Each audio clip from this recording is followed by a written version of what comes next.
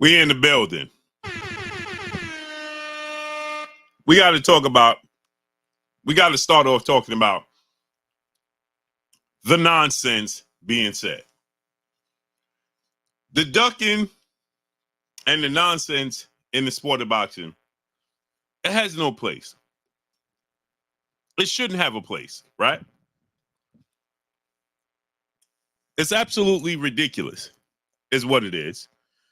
Salute to my brother, Mr. Anderson, in the super chat, dropping that cinco on your boy Blue. Salute, Blue. Wipe your feet before y'all step in the house. Salute. As you see, YouTube is not going to send out my notifications. They decided today that they wasn't going to send out my notifications, right? So we have a total of 65 people here. It's absolutely disgusting. Reginald Moon, what's up, family? So now, let's play this audio, shall we? I want y'all to hear this. Shouts out to Ness and shouts out to the Boxing Voice. This is ridiculous. Ridiculous.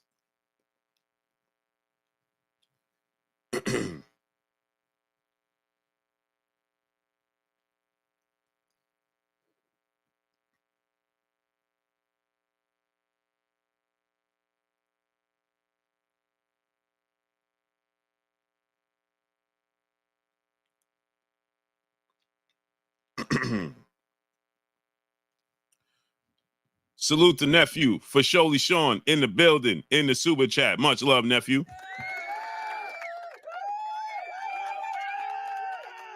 He said, what's popping? Salute to you, nephew. What's shaking with you? So now I want y'all to hear this audio that Samson did. And I reached out to him, right? Because I want to ask him some questions. Little Nate, what's up, family? I want to ask him some questions, right? I need to ask him some questions.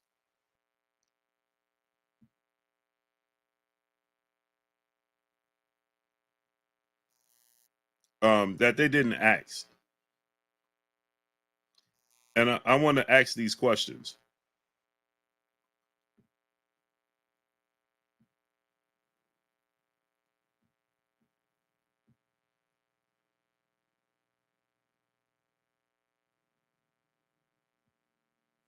It is because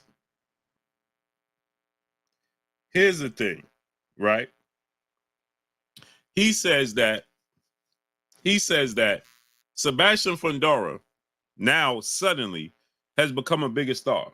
This whole notion that black fighters can't sell is just running away and being ridiculous. Salute to my brother Charles Edward Cheese in the building. Is sponsoring this $30,000 giveaway tomorrow. Salute to my brother Charles Edward Cheese. I got it in hand. Salute to my brother Charles Edward Cheese. What's up with your cheese?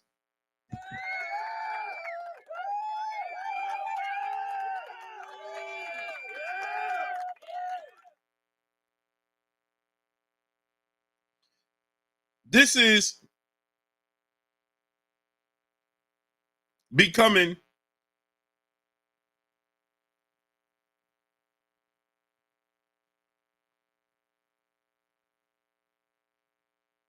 ridiculous.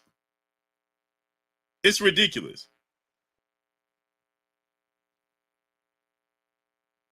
Right? And then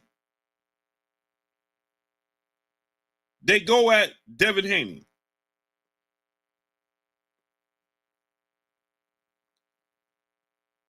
It's ridiculous. And they're going at Devin Haney. What did Devin Haney have to do with this? I'm confused. It confused me that they went at Devin Haney for what? Devin Haney ain't have nothing to do with. He had nothing to do with this situation. What did Devin Haney have to do with Terrence Crawford and Sebastian Fundora? He taking strays and he ain't have nothing to do with it. Crawler Loke, what's good? Oh my gosh, 808 Wireless, Life at Gamble. What's up, family? Jonathan Thompson, what's good? Crawler Lowe, Robert Singleton, what's up? Quincy Carter, what's up? Hey, Quincy Carter, what did Devin Haney have to do with this? I'm gonna play the audio. I'm looking for the audio right now, and I'm gonna play the audio. I want y'all to tell me what you think about this. It's ridiculous. What did Devin Haney have to do with this?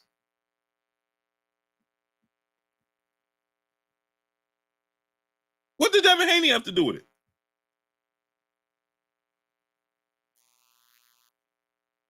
I'm confused as to why did Devin Haney get thrown in the mix?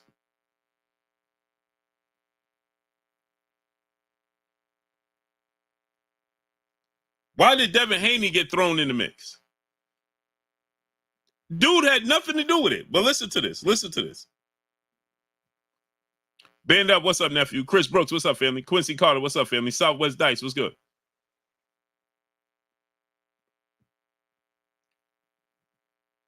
I'm going to play this for you.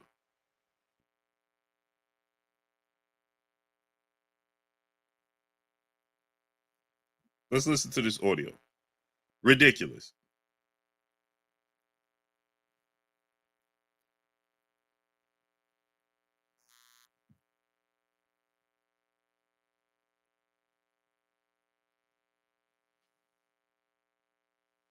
I believe in this particular point,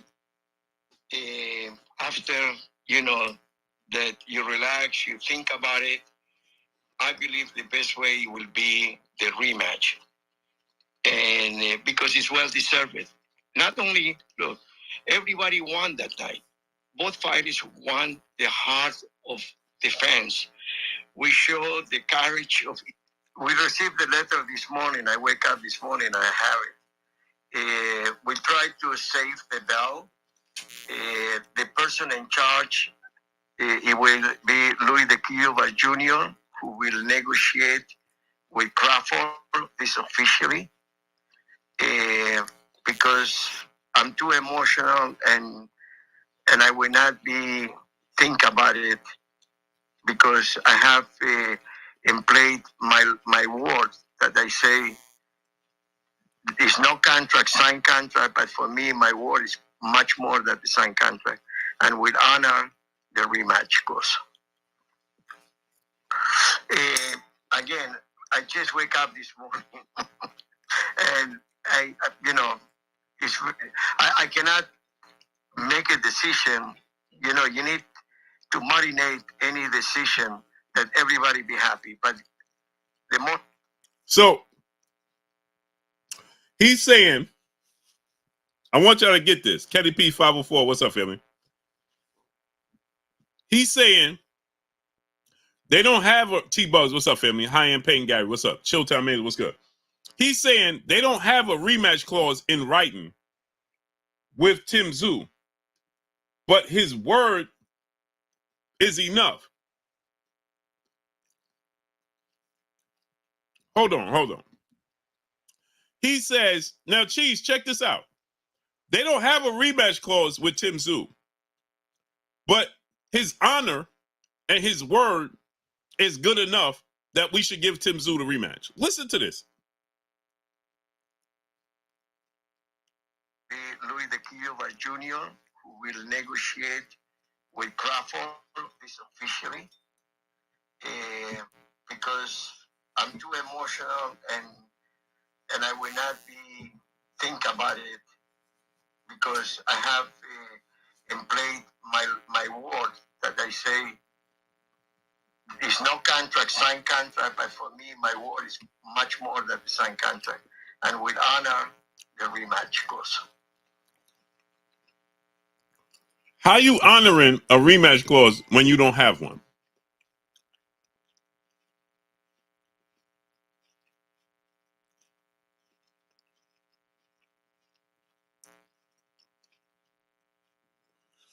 How you don't have a rematch clause?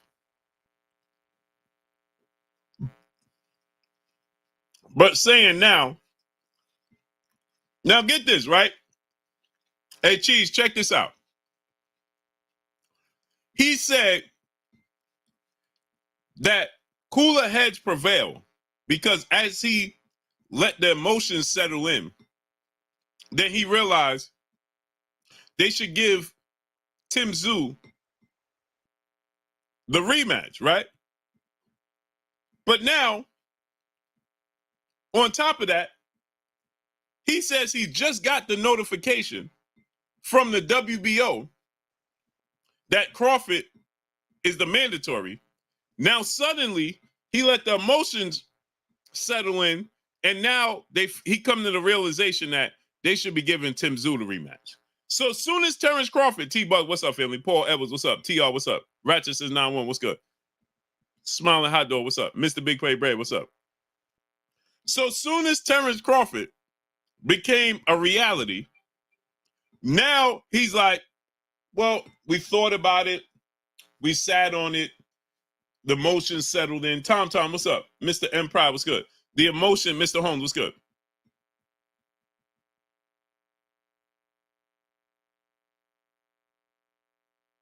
No, Mr. Holmes, that's not the case. Let's not make excuses.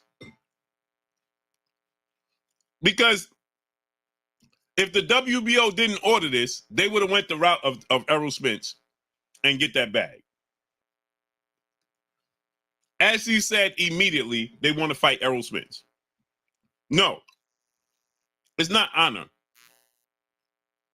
What it is that now they understand that they're going to get stripped. Bradley Love, what's good? They don't want to get stripped and look bad. On the mic, my brother Terrence Bailey seeing, what's up, family? So what they want to do is, Jeff the producer, what's good? Go the route of Tim Tszyu now, and then try to get the people behind them so that the people could be like, well, Tim Tszyu deserve a rematch. You understand? Now they're trying to use your kindness as a weakness. Now they're trying to insult your intelligence. What they're saying is now all of a sudden, stepmommy, peace and blessings, queen. Now all of a sudden, Terrence Crawford is the reality. So now, well, you know what? We do owe it to Tim Tszyu. See, because if Terrence Crawford wasn't in the equation, they wouldn't owe anything to Tim Tszyu. They would go ahead and fight Errol Spence. So what happened here is, like he said, Errol Spence is the moneymaker. He said, now listen to this. Now watch this now. I'm going to prove my point to y'all. Alan Day, my brother in the super chat, dropping that half a dub on your boy Blue. Clear negotiation tactics against Crawford, from manipulating Spence as a puppet in the ring to Sampson's remarks following the fight, aiming to pressure Crawford into relinquishing equity. Absolutely. Now watch this now, right? Alan all day. Now check this out. Watch.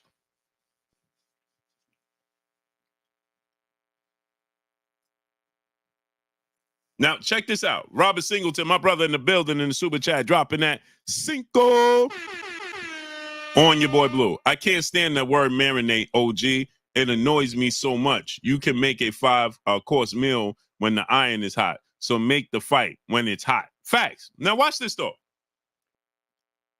I'm going to prove to you. Here's how you know. Because now, watch this now. He's going to say, in this same interview, watch this now, Cheese. JDM, what's up? A Obama, what's good? In this same interview, right? He's going to say, because at the end of the day, we're going to make the same amount of money fighting Terrence Crawford that we do fighting Tim Tszyu. That's what he's going to say. He's going to say, at the end of the day, we're going to make the same amount of money fighting Terrence Crawford as we would Tim Tszyu. Trill Savage 1, what's up, family? Rick Tim's the third, what's good? Which means they're looking at it and saying, if we got to choose between Terrence Crawford and Tim Tszyu, we're going to go the route of Tim Tszyu. We're going to get the same money. Watch. Check me out now.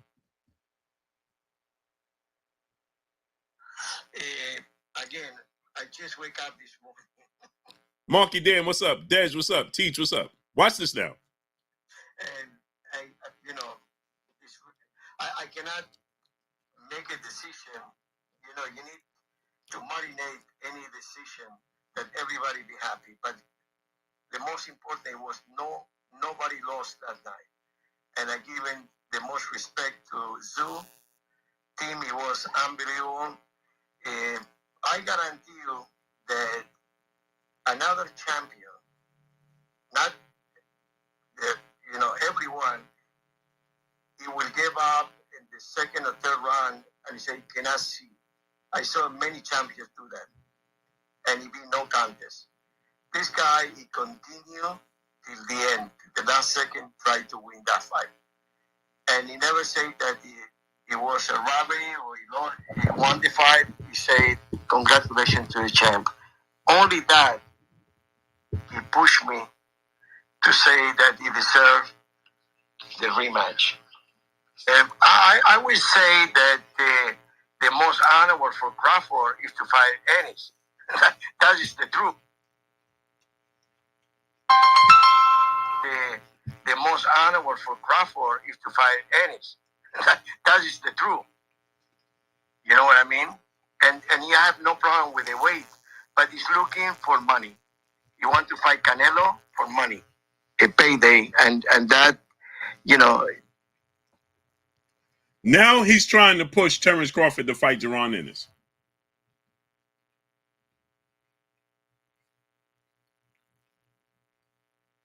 Now he's jumped on the bandwagon that Terrence Crawford should be fighting Jaron Boots Ennis. T9 boxing class, what's good? Now he's jumped on the bandwagon. Well, Terrence Crawford should be fighting Jaron Boots Ennis. Why do he care if Terrence Crawford is fighting Jaron Boots Ennis or not? Please explain that to me. Where did this come from? Where?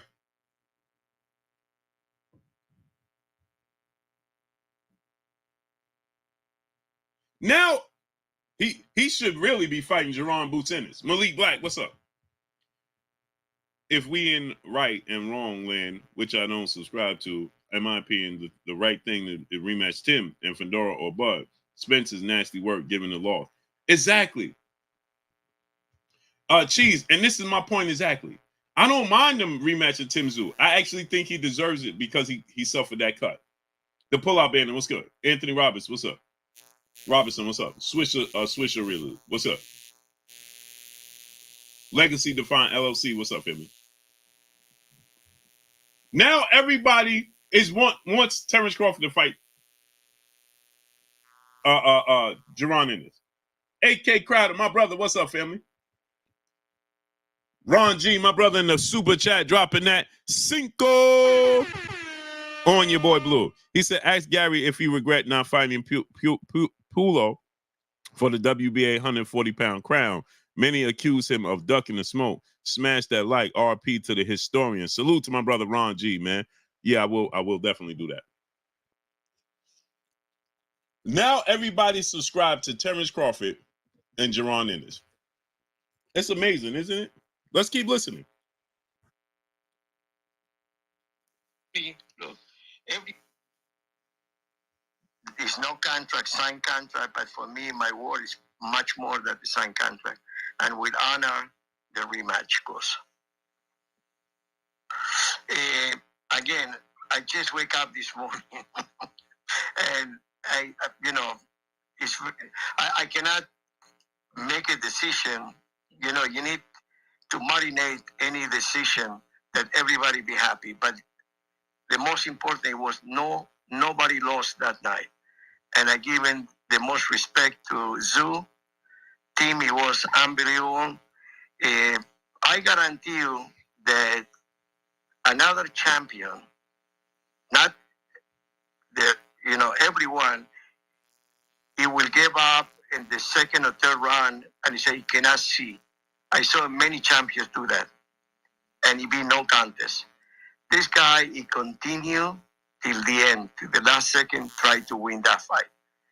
And he never said that it was a robbery or he won the fight. He said, congratulations to the champ.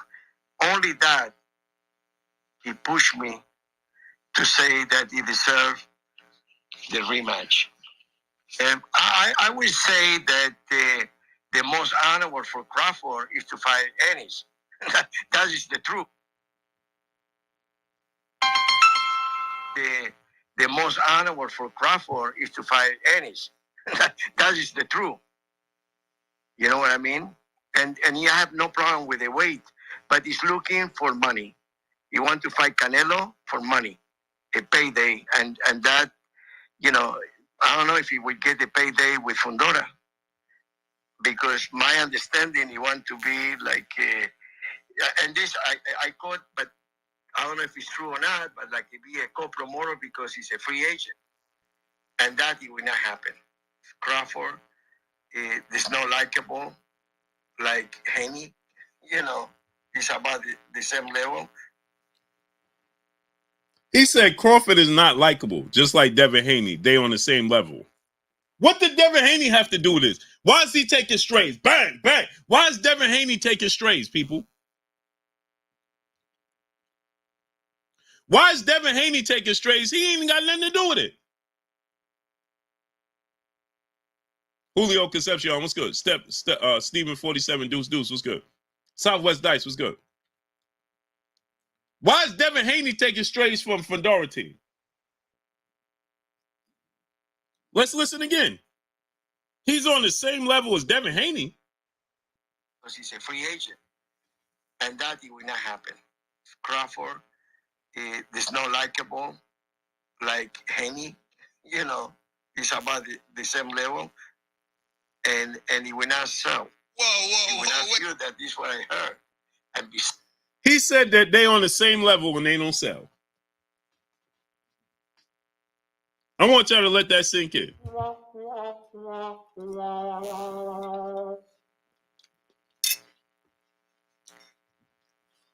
What did that have to do with it? But I don't know if it's true or not, but like he be a co-promoter because he's a free agent. And that it will not happen. Crawford, there's no likable like Haney, you know, he's about the same level. And he will not sell. He will not feel that this one. Crawford is like Haney. They on the same level and they don't sell.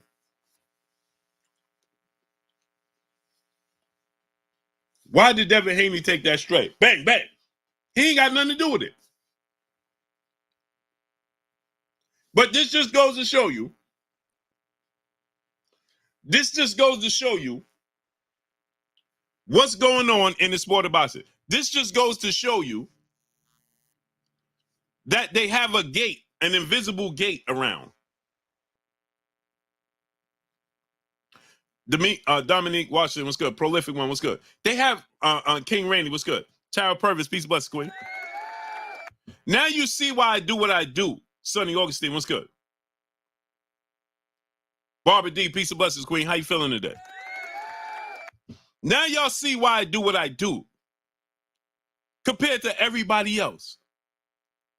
Everybody else want to act like they don't see this invisible gate only surrounding certain fighters that they have in solitary confinement. They only got, and shouts out to nephew G tatted up. It's like that movie Undisputed. Remember that movie with Wesley Snipes and Vin Raines? You know, they kept Wesley Snipes a secret. They kept him in the box. Even when he put the fisticuffs on Vin Raines, they couldn't let that get out. Because there's a Maya Egypt, peace of blessed queen. 6 foot Zeus was good. They couldn't let that get out, right? Because they have a certain gender that they're pushing. Chuck PC, Bill Boston, what's up? 6 foot Zeus, what's good? Right? Young Easy, what's good? Southwest Dice, what's good? They got a certain agenda, right? Now, get this. This dude is talking about Terrence Crawford is only in it for money. But watch how he goes on to say, bend up, what's up, nephew? But watch how he goes on to say, well, Crawford wants a certain amount of money, but we only giving him 50-50. But it's not about the money. Why do you care what you're giving Terrence Crawford if it's not about the money? Right? It's not about the money. So if Terrence Crawford, if you saying it's not about the money and he's only money hungry, right, and looking for a payday, right? Now get this. This is the same guy. I don't know how fighters, be having these managers? I don't know for the life of me. Because if I'm David Benavidez and I hear Samson talking like this, well, ain't this the same thing Canelo be saying? Isn't Canelo saying all David Benavidez want is a payday? Now you going back as David Benavidez representation, representing Fundora in another situation, and you repeating the same things Canelo Alvarez saying. Get this. Terrence Crawford wants to fight Canelo for a payday, but David Benavidez don't.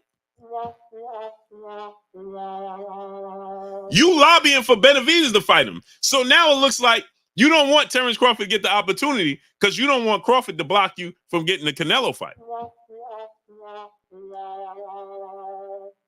And this is called prize fighting. When they don't fight for a prize. Why would Terrence, he gonna go on in this interview and tell y'all how Terrence Crawford is the best fighter in the world. So if I'm the best at what I do, why wouldn't I want to get paid like it? Why would I want, if I'm the best at what I do, why wouldn't I, the best quarterback in the NFL get paid the most, don't he? Do you know a quarterback, it was so respected. It was so talked about. Jay Blizzy, what's good? When Tom Brady would take pay cuts just to make the team around him better, knowing that the world was a better quarterback. He was the best quarterback in the league, in the world, right? But Tom Brady would take pay cuts to make his team better around him. That's the only reason. So that's why Tom Brady's situation was so unique, because everybody's like, man, this dude the best in the world, and he taking a pay cut. Because if you're the best at what you do, why would you take a pay cut? You supposed to get paid like you the best in the world.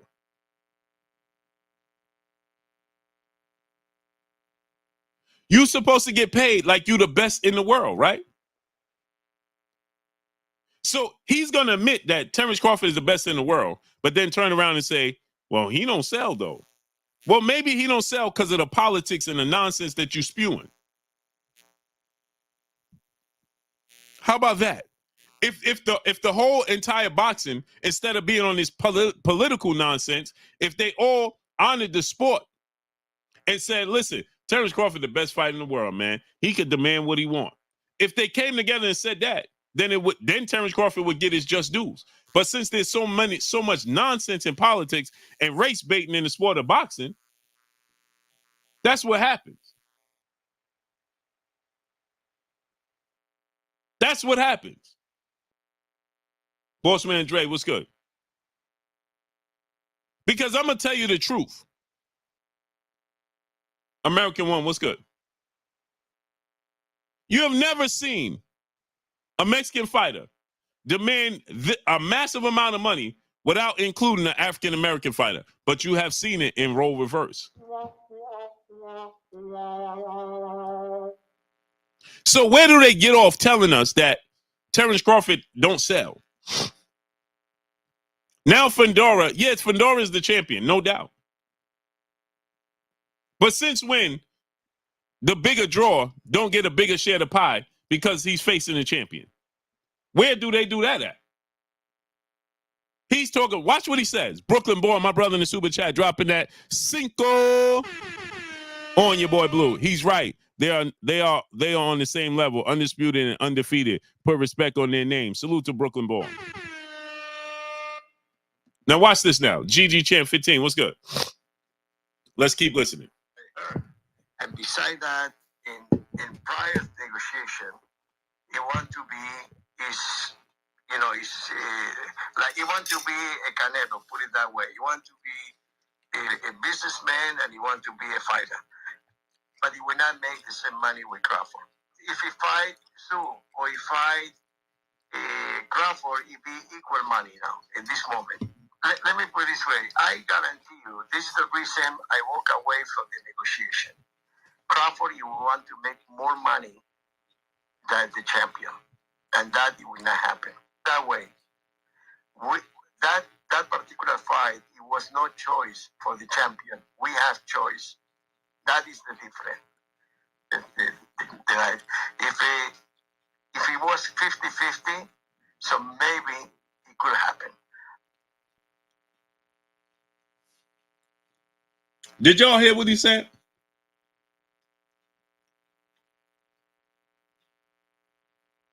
Now, shout out to Ness in the Boxing Voice. He went to the two different extremes.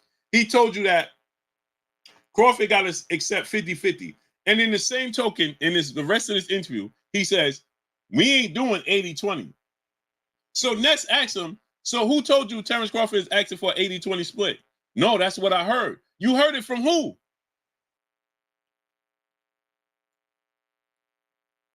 You heard it from, listen, Sebastian Fundora wasn't even a co-main event, people. Did y'all hear what I said? He upset the apple cart. Yes, he did. But he was not even the co-main event. Do y'all realize that? The co-main event was Isaac Cruz versus Rolly. The main event was Tim Tszyu versus Keith Thurman. He was the third fight on there.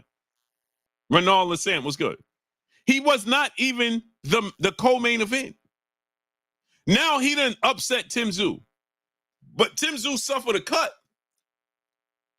Now all of a sudden, because of that fight, you are worth as much or more than Terrence Crawford?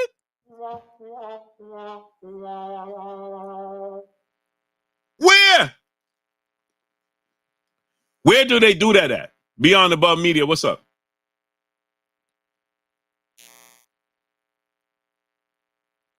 He was a replacement on 12-day notice. He was coming off of a brutal knockout loss.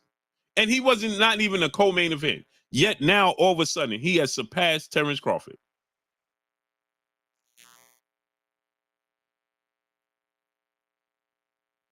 Muscle Up Cat, what's good? Chief said, nah, he said he wants more than the champ. Right, Chief. Because he's the A-side. Terrence Crawford is the clear A-side.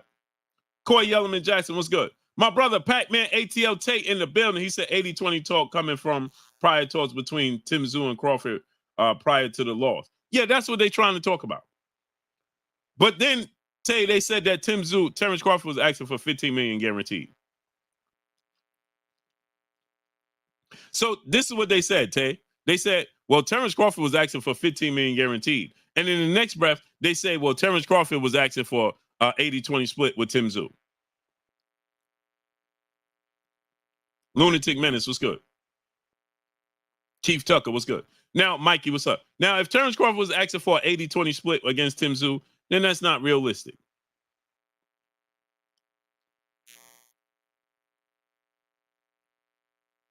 That's not realistic, right? But asking for $15 million, that's realistic. Unknown, what's up? D-Boy Dad, what's good? They give Canelo 35 guaranteed. But when Terrence Crawford asked for 15, we act like the world came crashing down.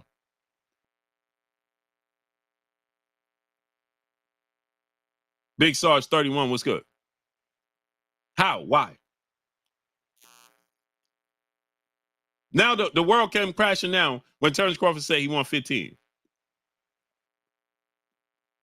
Go good, what's up? And the fact remains is this. Let's say he asked for 80-20 split with the pay-per-views, whatever. When did Tim Tszyu ever do a pay-per-view? When?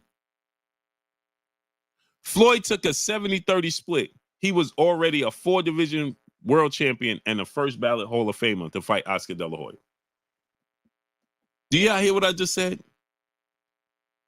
Tim Tszyu is nowhere near that. Be the Menace, Bassiana the Menace, the Vanilla Drop, making for 50% of the Queens of the Ring. She in the building. Blessings, Queen.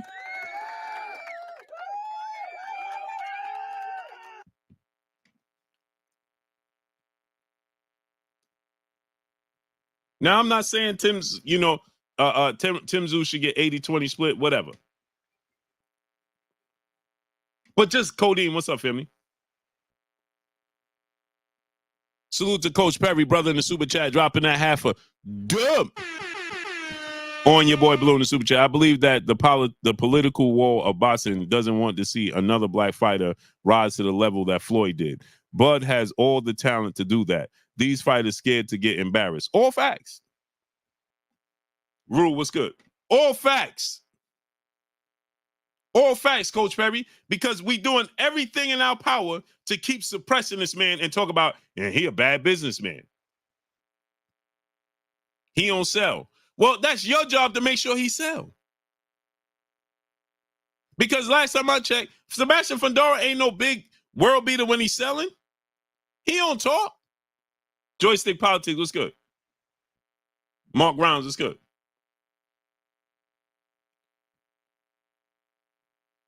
What is Sebastian Fundora selling?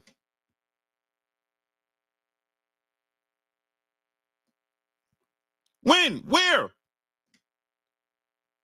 He's not even close to being the draw Terrence Crawford is. Not even close. Now he has 2 belts, and now all of a sudden, he's the draw that Terrence Crawford is? And then he throws Devin Haney in there? Why? Why did he throw Devin Haney in there? What did that have to do with it? And then throw Terrence Crawford against Jerron Ennis. Well, he needs to fight Jerron Boots Ennis. JQ Ordon, what's good? Where did this come from, people? Where did this come from? Suddenly, man, he need to fight Jerron Boots Ennis. What? Now everybody and their mama talking about he need to fight Boots Ennis.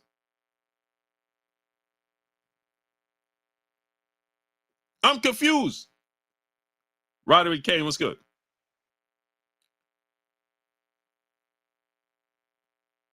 Head over heels, what's good? Where does this come from?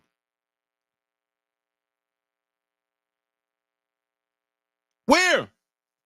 Now all of a sudden, everybody's saying he needs to fight Jerron Boots Ennis. Why?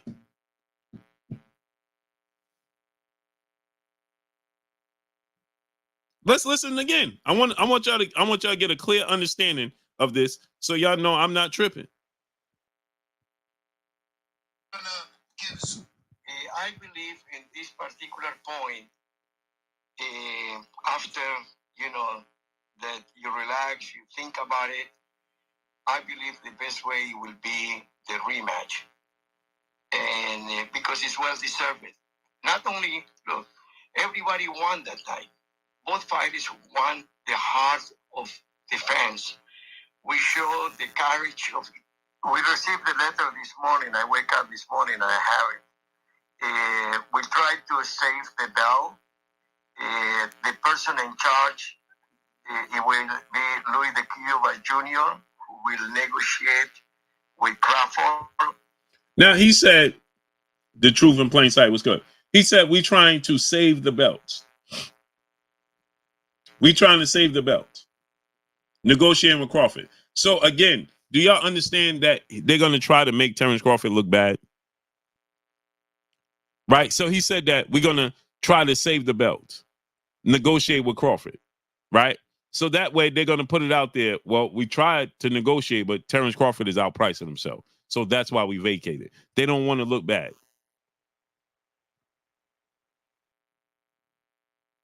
They don't want to look bad, people. So he's throwing this out there. We trying to save the belt so we don't get stripped. We trying to negotiate with Terrence Crawford, but he got to be reasonable. Reasonable. Tax that was good. We trying to save the belts. We gonna throw this out there. We trying to make this happen, but we don't want Terrence Crawford. Got to be reasonable now because this dude is boring, just like Devin Haney. This dude, he boring, just like Devin Haney. See, they don't trust that they could beat Terrence Crawford. So here's the thing: everybody's trying to cash out against Terrence Crawford, right? And able to cash out, they want to make it. They want to make it even. You understand what I'm saying? We got to get an even split. Why? First of all, you beat Tim Tszyu, and there's an asterisk by it.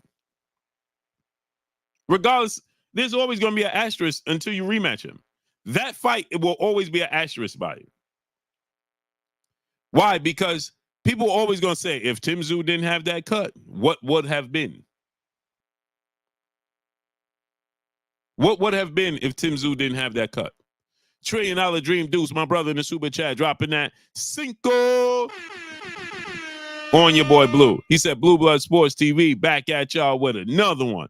So, hey, everybody says that. You know what? $1 trillion dream Deuce, Mr. Exxon 240. What's up? You know what's so funny about that? Is that my boy Ben, shouts out to my Ben Batista, Bawatsi, excuse me. My brother Ben, Jah Muhammad, what's good? He said, man, they go my boy Blue. So I don't even be realizing I say that. I'm telling you the truth. I don't even be realize I say it. $1 trillion dream Deuce. I don't even realize. I'm so programmed. I don't even be realizing I say it.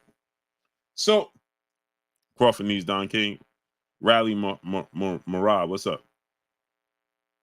See, he said Tim Zoo would have stopped him without the cut. Dion C was good. And that's what I'm saying. Clashman Shannon, what's up? Right? That's what I'm saying. He said, yeah, straight BS, Blue. I'm confused also. They scared of Crawford and Haney, talking about Haney's Borin. Cat. I've been following Fundora since day one, and he's even more boring than Haney. Right. Jay Gray Jr., what's up, family? Corey LLC was good. So and that's what I'm saying. Where did this come from?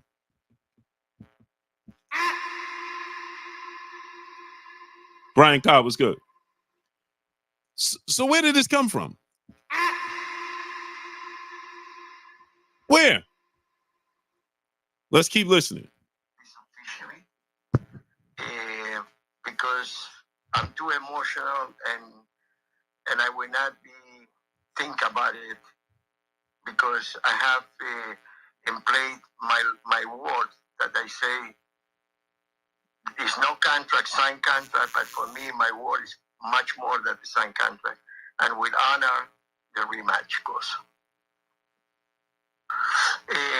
Again, I just wake up this morning and I cannot make a decision. You need to marinate any decision that everybody be happy. But the most important was nobody lost that night. And I given the most respect to Zoo. Team, it was unbelievable.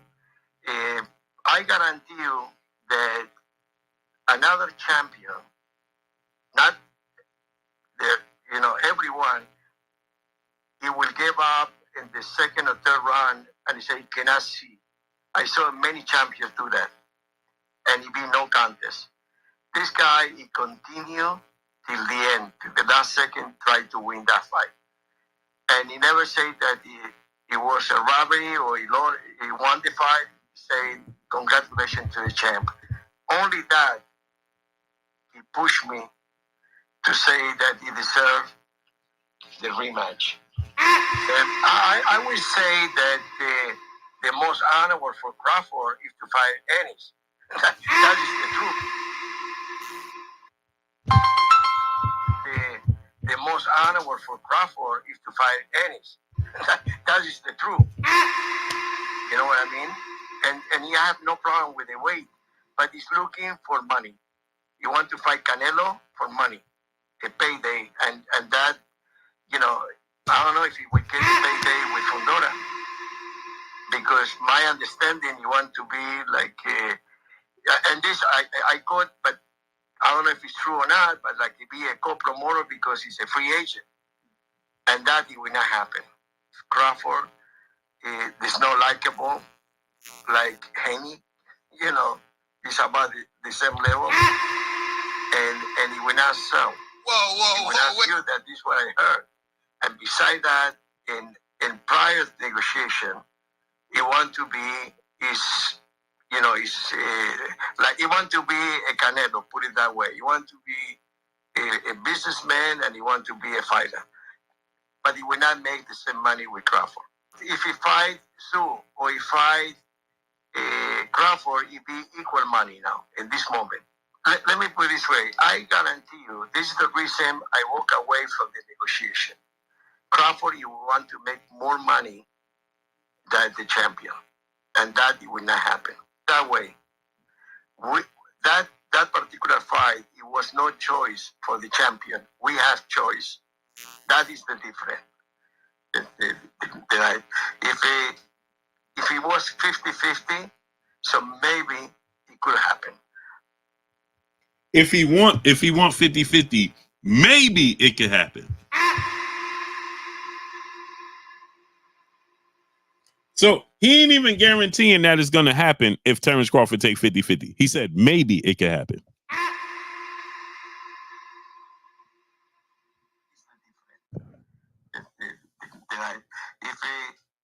If it was 50-50, so maybe it could happen.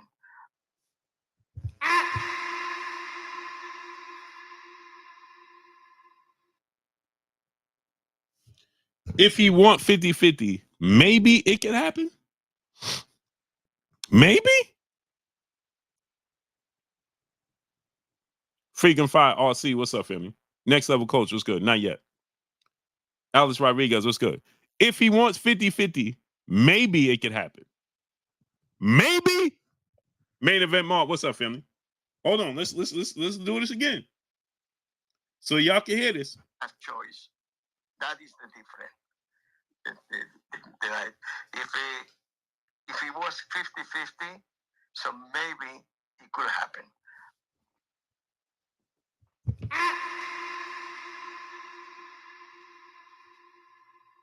Maybe it could happen.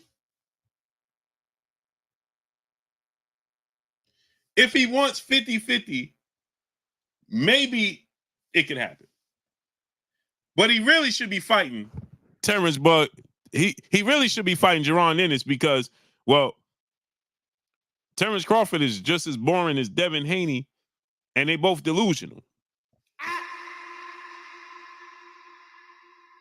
Somebody got to help me understand this. Chactaw, Montana, what's good? Spencer, New York City. Gertz, what's up, family? Kiki, peace, bless, queen. Somebody has to help me understand what are we talking about here. What is he talking about here?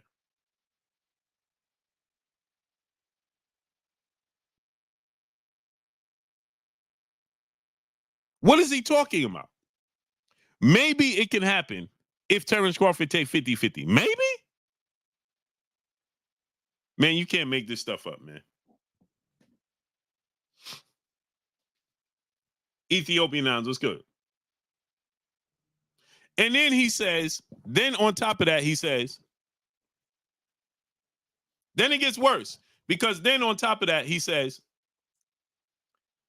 but Terrence Crawford should be fighting Boots Ennis because he can make the weight. How he know what weight Terrence Crawford can make? He should be fighting Boots Ennis because he can make the weight. How you know what weight he could fight at? How? Kiki, peace of us to the queen in the building in the super chat, dropping that Cinco. Bless queen. I appreciate you. How he know what weight Terrence Crawford can make? Well, Terrence Crawford can still make 147. How you know?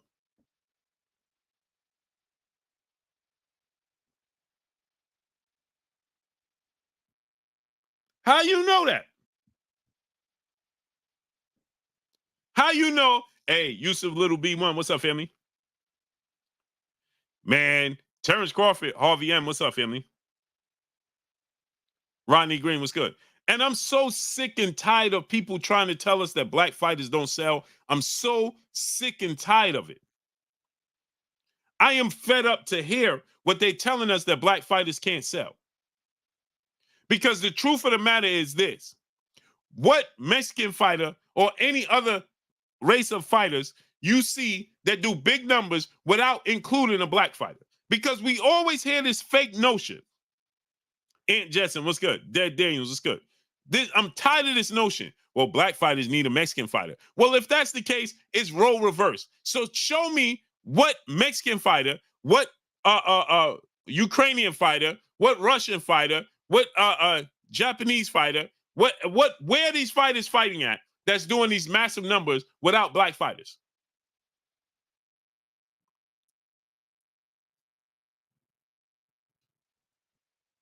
Where?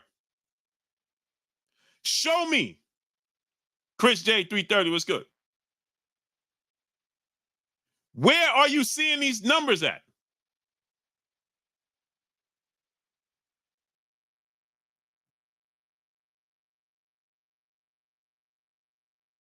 Where? Without including black fighters. Where?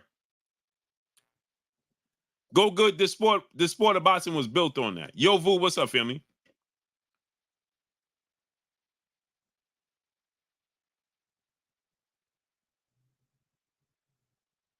But where is this? But Cheese, even at Tommy Hunt, what's up?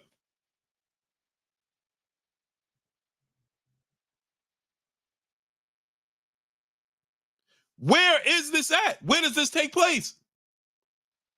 Even in the States. The Milton Wheat, what's up, family? When you see other fighters come from out of other places to come in the States, they don't sell. They're not selling. The Milton Wheat, what's up, family? Cruz Stewart, what's good? They're not selling. Where are they selling at? What arenas they selling at? Where? At some point in time, there was a black fighter, African-American fighter, that was included that helped bolster them. Judah 773, what's up? How many pay-per-views did you see Canelo Alvarez doing before he fought Floyd Mayweather? What numbers was Canelo Alvarez doing before he fought Floyd Mayweather? What numbers? Ron Tor, my brother in the super chat, dropping that cinco on your boy Blue. I don't know why everybody keep bringing up Boots to fight Crawford. Newsflash: Boots is not asking for that fight. Yeah, it's ridiculous. It has become some sort of defense mechanism. Hey man, he should be fighting Boots. What? So if that's the case, why don't Errol Spence fight Boots? That's in-house. Now get this. Errol Spence was going to fight Tim Tszyu, coming off a loss. Or Sebastian Fundora, right? Coming off a loss. Why don't they make Errol Spence and Boots Ennis to bolster Boots Ennis in-house in Texas?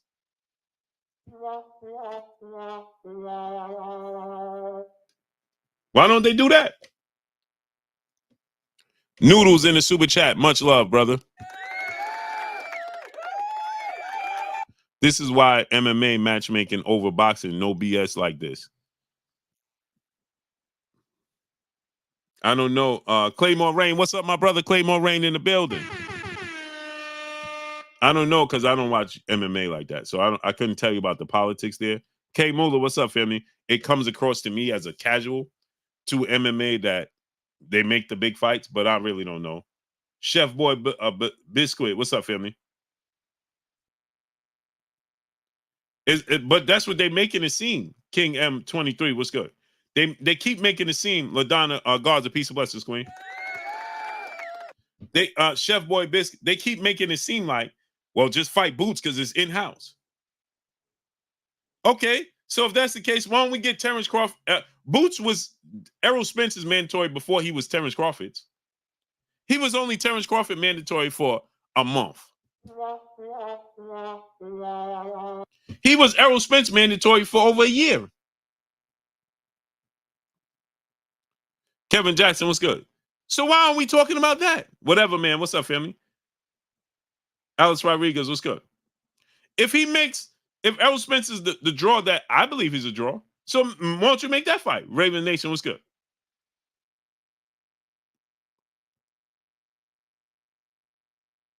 So Boots was the mandatory. So what are we talking about? Abandoned Boys, what's good?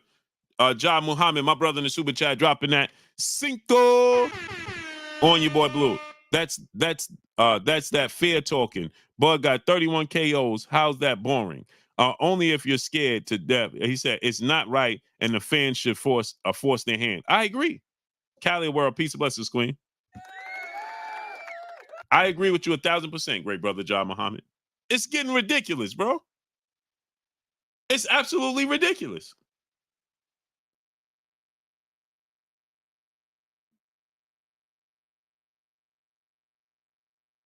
It's so ridiculous.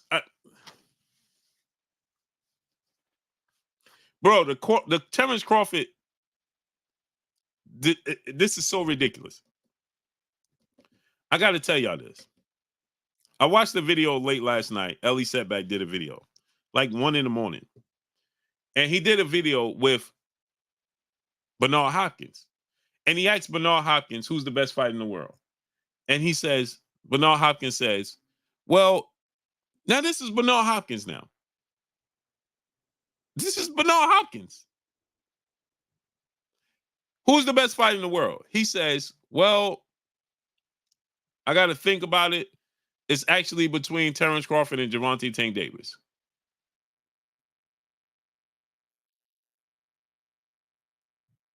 Excuse me? Right? And so I'm listening and I'm like, okay, I got to listen to this. And then he says, I wish they would fight at a catchweight. And then Ellie asks him, who you think will win? He said, I got to think about it.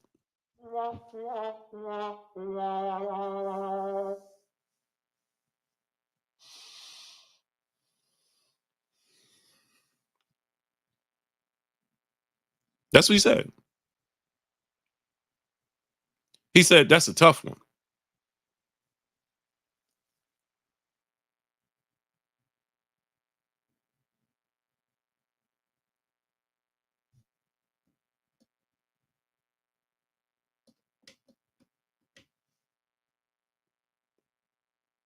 I'm like, wait, what?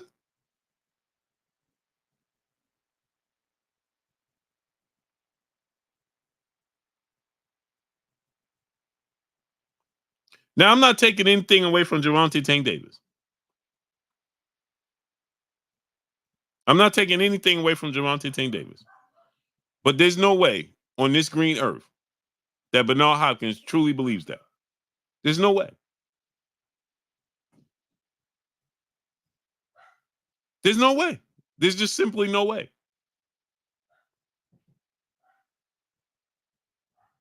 He said, I got to think about it. No cap. No cap. That's what he said. I got to think about it. You don't believe? Okay, hold on. I'm going to let y'all hear it. Ellie, I'm not trying to steal your content, brother. I just want to just play this short clip. Tariq Reed, what's up? Chris Esperon, what's good?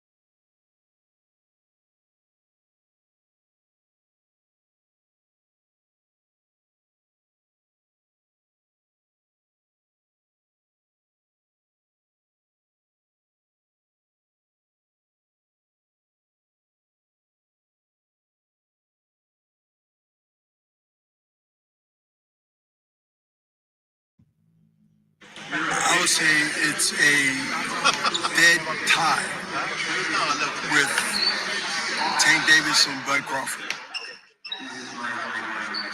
What do you think, Johnny?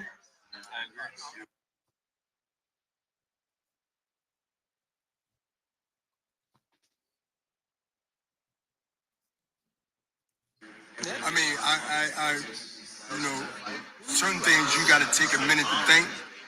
Not to think about the names, just think about whether I should say Crawford or Tank. And I just wish they could fight and settle it. I mean, somehow come in the weight, catch weight. That's they do that a lot, right? A lot of catch weight. Wouldn't that be one of those? Damn, I'd love to see that. But let me tell you, those two, to me, you put both of them together, then the weight class is way higher. So right now, they're one of the reasons that they're the head of the body. They're the head of the body of boxing. Who wins that fight? The head of the body of boxing. Who would win that fight? He said, who will win that fight? No slight to Tank. Lou Haney, my brother, a pillar of this Blue Blood Sports TV. What's up, family? He said,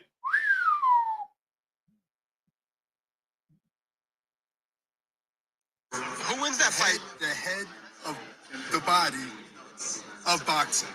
Who would win that fight? Crawford.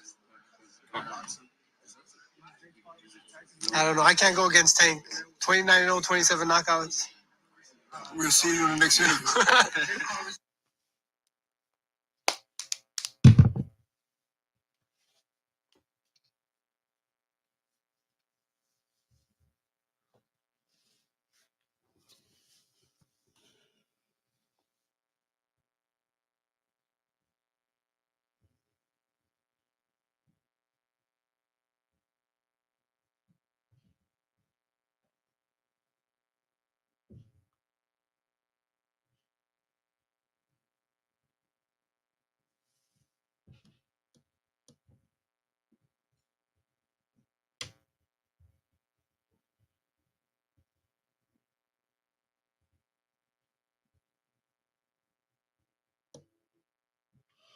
Miss K Mo 504, peace of blessings, Queen.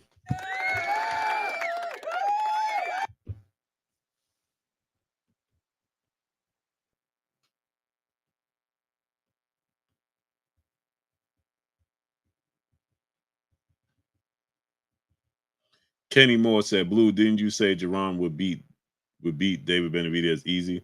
I didn't say he would beat him easy. Never said that.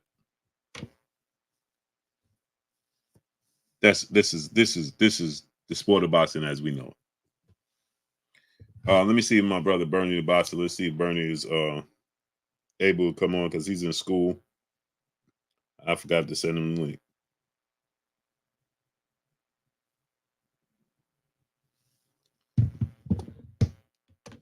Ain't that something? Ain't that something? Ain't that something? Like, come on, bro. And again, I got nothing but respect for Gervonta Tank Davis. Nothing but respect for Gervonta Tank Davis. But to say you have to think about who will win that fight right now is just absurd. It's absurd. To say you have to think about who wins.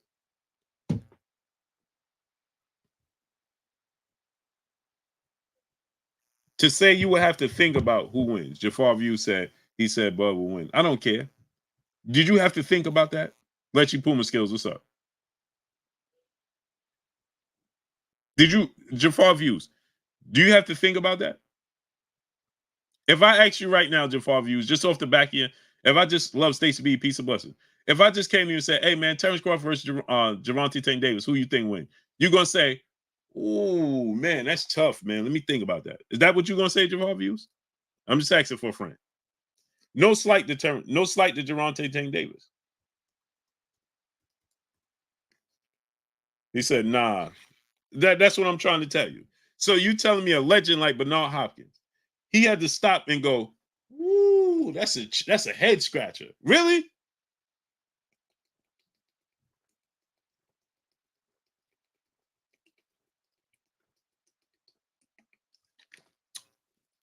And I like Gervonta Tank Davis. Ain't no head scratcher for me, bro. That ain't a head scratcher. Martin Smith, what's good?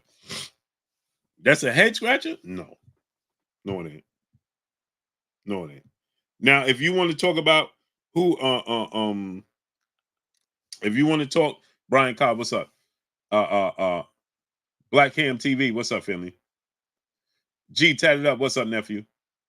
If you want to talk about who's a bigger draw and you want to talk about numbers and things of that nature, I'm all for it. Tank is a bigger draw.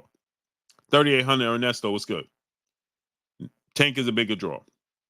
And you want to talk about Who's more popular in the face and all of that? Tank. But right now, if you told me, hey, bro, Tank or Terrence Crawford, and they fight right now, bro, I'm not even blinking. I'm not hesitating. I'm not picking anybody unless Terrence Crawford goes outside. Starter Kid Duke, what's good? Unless Terrence Crawford goes completely outside of his the physical realities of him competing, like going up to, you know, like Artebeda Biev might be too big, David Benavidez, things like that, right? He just physically probably, they just probably too big. That's a whole nother story. But and then I'm thinking about that. If you tell me Terrence Crawford, Benavidez, I'm gonna be like, I gotta think about that. That's how good Terrence Crawford is, right? If you talk about Terrence Crawford versus Artebeda Biev and Bivol, I'm like, man, I gotta think about that, bro. The only reason I'm saying that, the only reason I'm giving them the edge, Cheese, is because of their size. I just think the size will be too much to overcome. And that's what I'm saying. They just physically too big. But what I'm saying is, right out the gate, Cheese, if I just ask you right out the gate, you're going to think like, nah, I got Benavidez because he too big. But you ain't going to automatically be like, nah, Benavidez. You understand what I'm saying? You actually, Terrence Crawford makes you think about those fights. Like,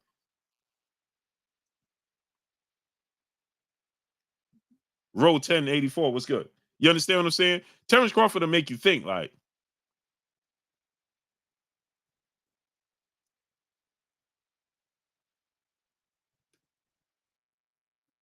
the dudes, even those dudes just might be too big, Cheese. They just might be physically too big, too imposing. Salute to my brother Doc in the building, in the super chat. Fit for Life Part 1. Doc in the building, dropping that cinco. And me and Doc got something special coming. He said the biggest check in boxing history came from an exhibition label, a boxing match. May got 275 million, more than what he made in Pac-Man fight. Yeah, he did. And you know why? Because you know why that was, Doc? You know why that was, Doc? Because you brought two massive entities together. You brought two massive entities together. You brought at the height, right? You brought you brought Marcus Hall, what's up for me? Punch Drunk 412, what's good? Big Sarge 31, what's good? You brought two massive entities together at the height where you had a situation where you have in a situation where you have boxing being compared to UFC, right? So right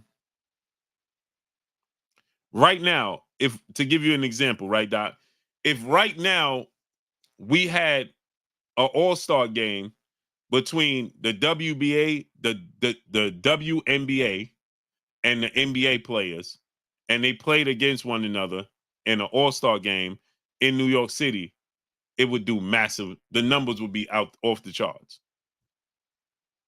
because it ends a debate. You see what I'm saying? It puts to bed a debate. So when you have the UFC fastly rising the ranks in combat sports, and boxing is the old grandfather, get off my lawn. Frequent Fire RC was good, right? Then you're gonna have an eruption of numbers. You understand? It's gonna be the numbers is gonna be outrageous. You know what I'm saying? Because it's a debate that you put in the bed. So WBA, NBA players, you want to see how they play against NBA players, and it's that day old debate, where people be like, well, this woman could actually play in the NBA, and this woman could be, you understand what I'm saying? So now you bring those two entities together in a real game that's just an exhibition format. The numbers will be the most watched game. If you put that that'll be the most watched all-star game in history. It'll be the most watched NBA All-Star game in basketball history. In history. Because it's the intrigue, right? It's the unknown. Fit for life, my brother Doc back in the building. Part 1 dropping another Cinco on your boy Blue. Fighters now relate that to the old given made that check rather than the hard work made put in. This is the biggest problem. Yeah, fighters now relate to that. Oh, yeah, exactly. And the check, exactly. They put those two together, Doc, today's time. But you got to remember, right? Floyd Mayweather, what happened, right, Doc, is that these young fighters today and social media came in on the tail end of Floyd Mayweather. You understand what I'm saying? Social media and these young people, they came in on the tail end of Floyd Mayweather's career. So they don't know who Pretty Boy Floyd is. They don't know. They didn't watch those fights. They might watch highlights of him and Diego Corrales. They don't know about him and Chop Chop Corley, how hard that fight was. They don't know about him and Emmanuel Gus. They don't even know who Emmanuel Augustus is. Well, just think about this, right, Doc? Tank Davis said he didn't know who Marvin Hagler was.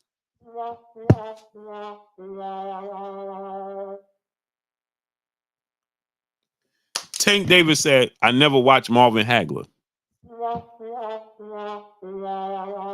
If he don't know who Marvin, if Tank don't know who Marvin Hagler, and then he was like, I got to go back and watch him. He don't know who Marvin Hagler is, bro.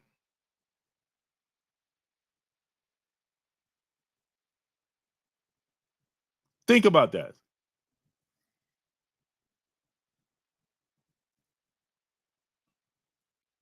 Okay, Dub C. Okay, Dub. Salute to nephew Dub C.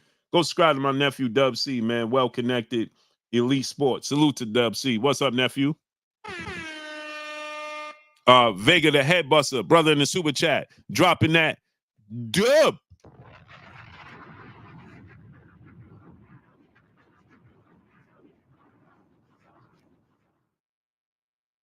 On your boy Blue. He said, what's funny is how they talk out both sides of their face. Old boy said Fundora should get the most lucrative fight. So he should fight Spence over Crawford. Then he says, Bud just wants money. Bud don't deserve money. That's what I'm saying. That's what I'm saying, right? It's you contradicting yourself. Which one is it? Are you trying to Terrence Crawford is trying to get the most money, but then that's a problem. But if he's trying to get the most money, he's just a money hungry, looking for a money grab. But then on the flip side of that, right? You trying to get the most money for Sebastian Fundora. So which one is it?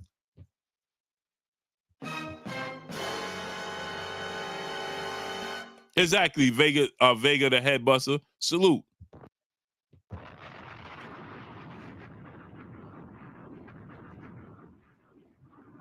You can't make this up. My brother, Charles Edward Cheese, he said, this how you know UFC is the worst contract in history. I got a better chance of my own than letting Hey, Cheese, man. Cheese woke up on the same side of the bed as Destiny Black. Cheese woke up on the same side as Destiny Black. I just got off the phone with him. He might join right now. Okay. I'm going to send him the link. Hey, Cheese is wild. Yeah, he woke up on the same side of the bed as Destiny Black.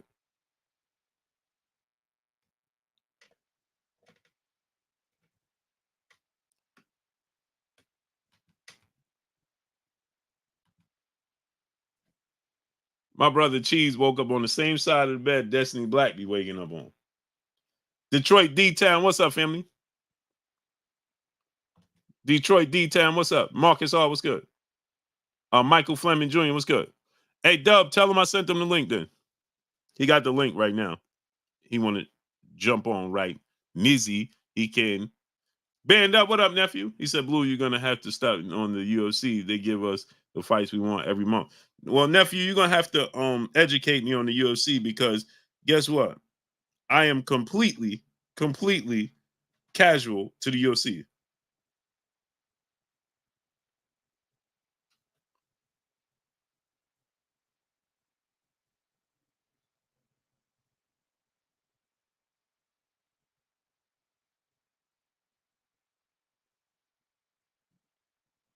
I am nephew. Band up. You're gonna have to educate me on the UFC because guess what? I have no clue about the UFC. None.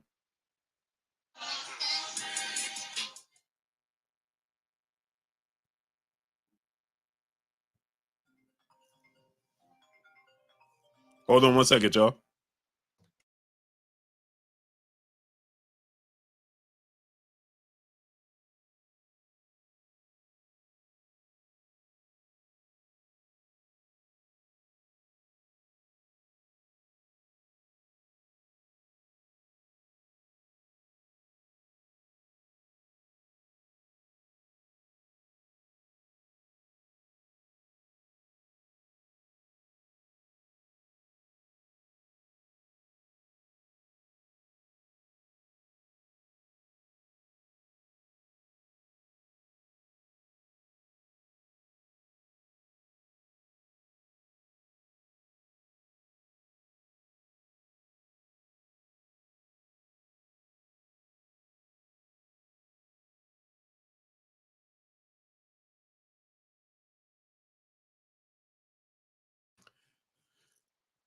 So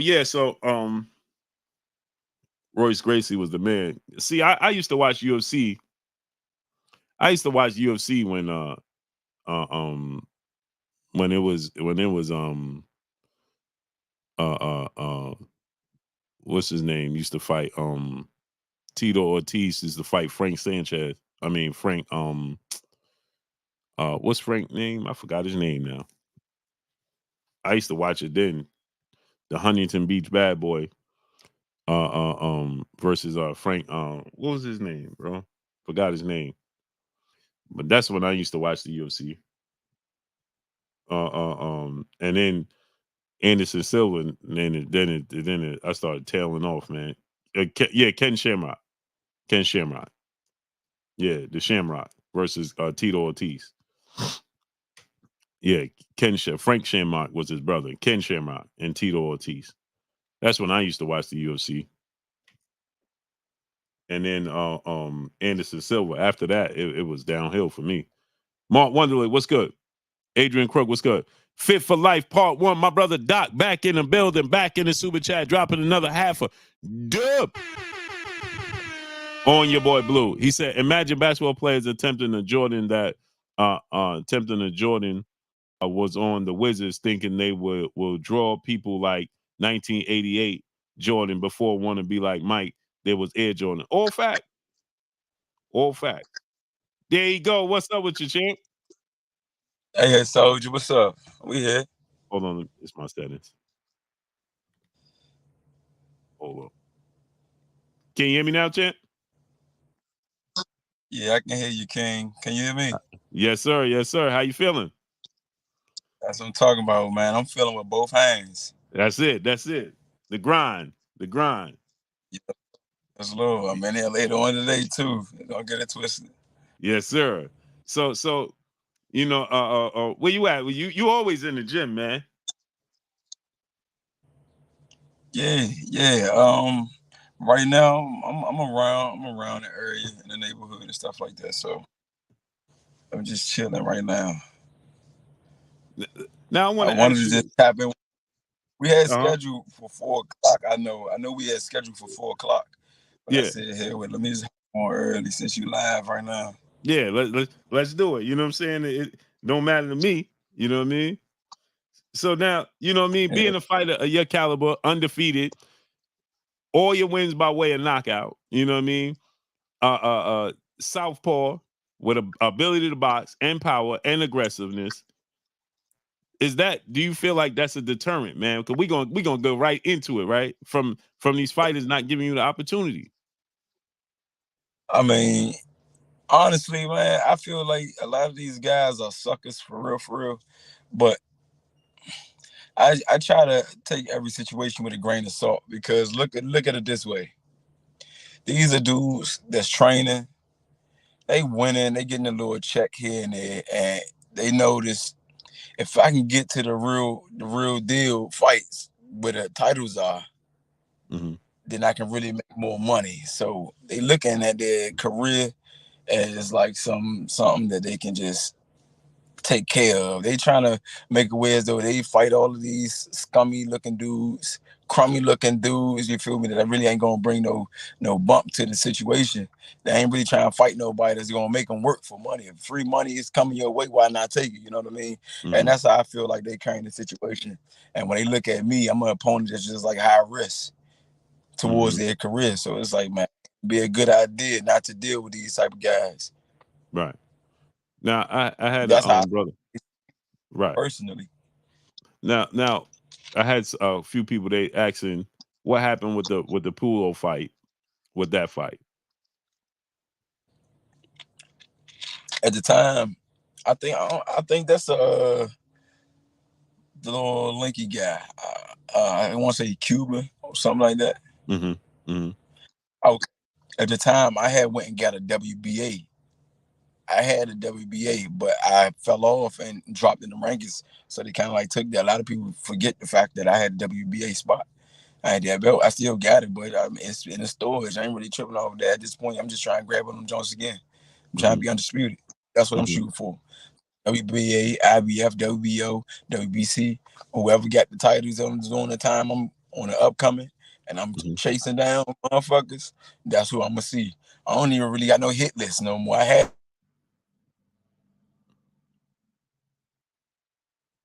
Your mic is muted. Hold on.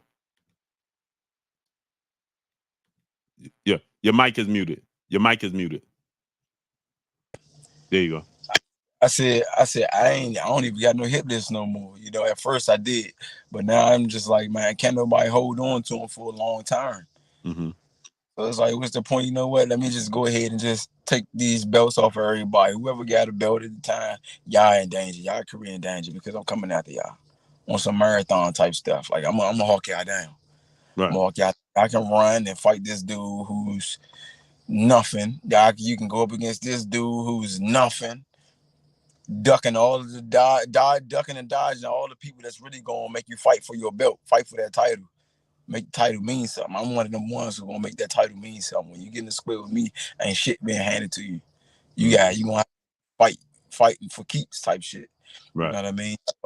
When it came to the guy you talking about, he had a WB, I had a WB. I'm like, why am I competing for the same title? I'm trying to go out there and title for real. Right. He wasn't nobody mandatory. None of that. He was just trying to make a little extra check. And I understand. So I was like, man, it's pointless to even take that fight. I'm really trying to go after Teofimo Lopez. Or at the time, it was who Teofimo Lopez beat. At the time, it was Josh Taylor. Right. Then he wound up fighting and lost. So I'm like, damn, he can't even hold the titles. Right. Hell, if I would have tried, I would have went out England for that. I would have left the country for that. I don't even matter. Come on, let's go get this work. Right. They say, look, a good dog gonna guard you no matter where they at. You put him in that yard, he gonna claim that yard as his personal territory. I would have flew England, put foot in his ass, took them titles. It would have been that simple. But he lost them. Once he lost them, they started going to Teofimo Lopez. He lost him to the what's the other guy, the Mexican guy? I can't get his name off the top of my head. Who's that? Who, Tio? Yeah, Teofimo Lopez. He lost. He got put down. Yeah. Against this. You talking about when he lost to Cambosis? I can't get his name. Because he lost to he only lost to Cambosis. Was it or something like that? Yeah, but that was at 135 though. Dang, you breaking up again. You can hear me now? Man, I don't know what it is. Man. I don't know what it is. Can you hear me now? Yeah. I can hear you. Okay. It just be breaking up and then you start sounding like real robotish. But yeah. But can't nobody hold the titles. And I think they ducking fighters like me so they can keep the title for a long term. Now how does it work with the sanction bodies as far as moving you through the rankings? Do they call you? Do you have to call them? How does that work? I mean, everything is posted on online. Mm-hmm. So you can see who's moving up and moving down in the rankings. You can see who's a mandatory and who got the titles. You just gotta look it up. You go to Box Rec. Mm-hmm. You can go to Box Rec or another web But streaming. what I'm saying for as you as the fighter, do they call you and say we moving you down, or you just find out like we find out? Sometimes I find out like y'all find out. You know what I mean? But for the most part, I would personally go by how it should go, and that's kind of like a tree diagram type of thing. Like, all right, Mm-hmm. if it was a tree diagram, you got this person, they got to fight these two people. One of the Mm-hmm. winner between two people fight this person, Mm-hmm. and this person fight the winner between these two. That type of thing. You know what I mean? So Mm-hmm. it's kind of just like a tree, and you move up in the rankings if you keep winning. And that's how Mm-hmm. I look at it. I'm just pay attention to the fights that's just recently passed and stuff like that. Like, all right, that's my weight division. Mm-hmm. His mandatory is X, Y, and Z. He's a mandatory for the WBC. He's a mandatory for the IBF, Mm-hmm. but whichever sanction body it is, whatever Mm-hmm. title it is. But you go on Box Rec and you basically see where you at on the rankings in that. And you kind of remember the names so you can see who fought just recently. They say, he lost, but I know they about to give me a call. At least that's how Mm-hmm. it should be. But Right. nowadays, you just got social media, man, and all these other people that just pulling strings. Money don't sleep. You know what I mean? So it's kind of like, Mm-hmm. hey, if the money large enough, the promotion is good enough, great enough, and the fans want to see it, then yeah, they make something happen. They'll Yeah. make something happen. They'll go against the bodies probably, you know, if the money right. And the fight is going to be extravagant, real Mm-hmm. exhilarating, high tempo, like that fight against what's his name, Platoon or something like that, and was Costa's son. Oh, you talking about Fundora and Tim Zoo? Dang.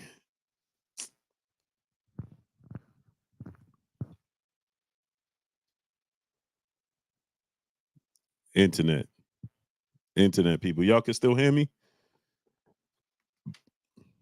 It's the internet. Shot Town 6'5" brother in the super chat dropping that cinco on your boy Blue in the super chat. Hey Blue, I see you got DMV's finest and boxing best at 140 pounds. My man, 100 grand, Gary Antuuanne Rusell. Yes sir, yes sir. Salute to Shot Town 6'5". Yeah, it's the internet, man. Y'all can hear me? The internet is tripping, man. East Coast, we had the bad storm, so um you back, champ? I'm here in the flesh. Yes, sir. So yeah, so you were saying that, the like the Tim Zoo Sebastian Fundora fight. Right. Tim Yeah, Zoo, that was an exciting fight. You know what I mean? That's right, something that the fight fans really want to see stuff like that. They want to see a bloodbath. They want to see a dude get knocked out, beat right, down, right, rolling up, stuff like that. It's a gruesome sport. right. So those type of things, you are to be expecting those type of things when you're looking at a fight. Not nothing that's like, he's okay. He ran. He was strategic. He made Mm-hmm. sure he didn't get hurt. That he stayed away from the guy. He did the responsible things. That's cool because, like Floyd said, it's not about how you win all the time. It's about as long as you win, Right, right, and that's true when right, it comes down to record and holding tight to a title. So, right. respect, but I mean, skills that defines. I think that defines the level of skills you got because you can Now, have an exciting fight and still. right. Now in your division, we just had this past weekend, we had Isaac Cruz, Rolly Romero. Now Isaac Cruz is the WBA champion. What you think about that fight, and what you think about making that fight with you and Isaac Cruz? Man, I was licking my teeth. I'm like, boy, hey Rolly, your ass was on the chopping block, man. But like I said, he didn't hold on to that title. If it would have been a Rolly, but he lost the belt. So now I am looking at Isaac. Why? Because that's my division. I already told you. I'm trying to wipe out my whole division before I even move up or down. Because don't get it twisted. I can go down to 35 and start bullying these 35 pounders, 135. Mm-hmm. You know what I mean? So it's just like, and I would do that just for the entertainment, just because I know I could. You know what I mean? But at this point, I'm gonna press the envelope on this 140 division. Mm-hmm. I really do. I really do. So Pitbull, he's somebody that he's a potential threat to me. Why? Because he's in the way of what I gotta do. Right. It's just all these dudes, they in my way for real, for real. At first I was thinking, I said, man, look, if these cowards ain't giving me a shot at the title, I'm gonna just whoop all of the dudes that's in the IBF, the WBC, WBO, WBA mandatory. Oh, I'm gonna smoke their boots to the point they can't overstep me. They can't jump over me. None of that. Mm-hmm. I'm the mandatory for all of y'all motherfuckers at this point. Right. So you gotta see me. And then when I get one of the titles, you already know what I'm gonna do. I'm gonna put that on the line. Come on, let's get this work. Mm-hmm. Yeah, T.O. got a how would it work? How does we know you with the PBC, we know you on that side. How would it work with you and Teofimo Lopez, seeing though he with Top Rank? And how would that fight? How would you make that fight happen? I mean, the fight only happen honestly is if the it's many ways the fight can happen. You got the business side, like managerial wise, they just wind up saying, look, we're gonna do business with you. Of course, we on different sides of the fence, but your guy, he got the title. My guy got a title. Let's do something. Let's go ahead and make this title defense go down. We got to settle on the fight bid, the purse bid on where it's gonna be held at. Of course, you got that whole coin flip thing. You know what I mean? Because it can be a fight.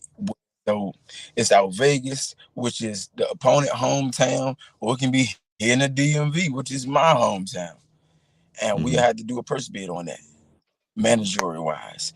Or you can just do what Devin Haney and what's that guy? Tank been doing.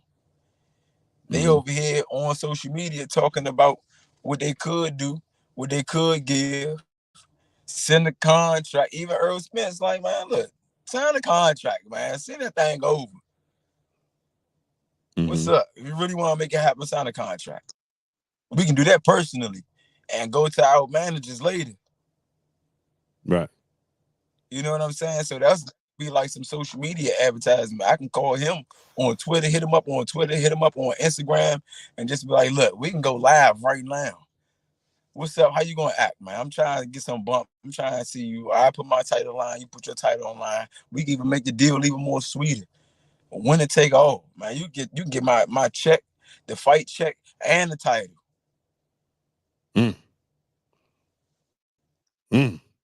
Go to our managers after. That's contract right now. How you gonna act? Sign the contract, send it over to me. I get my PR person to sign mine. So I sign mine, get my PR person to link up with your networker. It's that simple. Right. Many ways you can get the fight to happen, but a lot of times it be a lot of little slick stuff going on, and people really don't be all the way in on that. They be 1 foot in, 1 foot out. Yeah, because you now know what I'm saying? let's say you did do that, right? Now you still got to take it back to Al and the networks, right? To have it on the network. Let's say if you and Isaac Cruz talk behind the scenes, or you and T.O. talk behind the scenes, or you and Devin or Sabril Matias for that matter, you guys talk behind the scenes, you still gotta, once you agreed, you still gotta take it to the networks, right? And see if they approve it. Is that how it works? Right, because we at the end of the day, we still got a team behind it. It's a team thing. You know what I'm saying? So Devin Haney, he's with Eddie Hearns, right? He's with Eddie Hearns. Well, he's a network promotional free agent, so he's not with nobody. That's why he's fighting with Golden Boy right now. Breaking up right now. Oh, you can hear me? Can you hear me now? Nah, you breaking up now. Man. What about now? Nah, you Still still breaking up? sound like a little robot. Damn. Now? Okay, you cleaned up. Okay. How about now? God, man. What the hell? Damn. Can y'all hear me? The people can hear me? Yeah, it's the internet.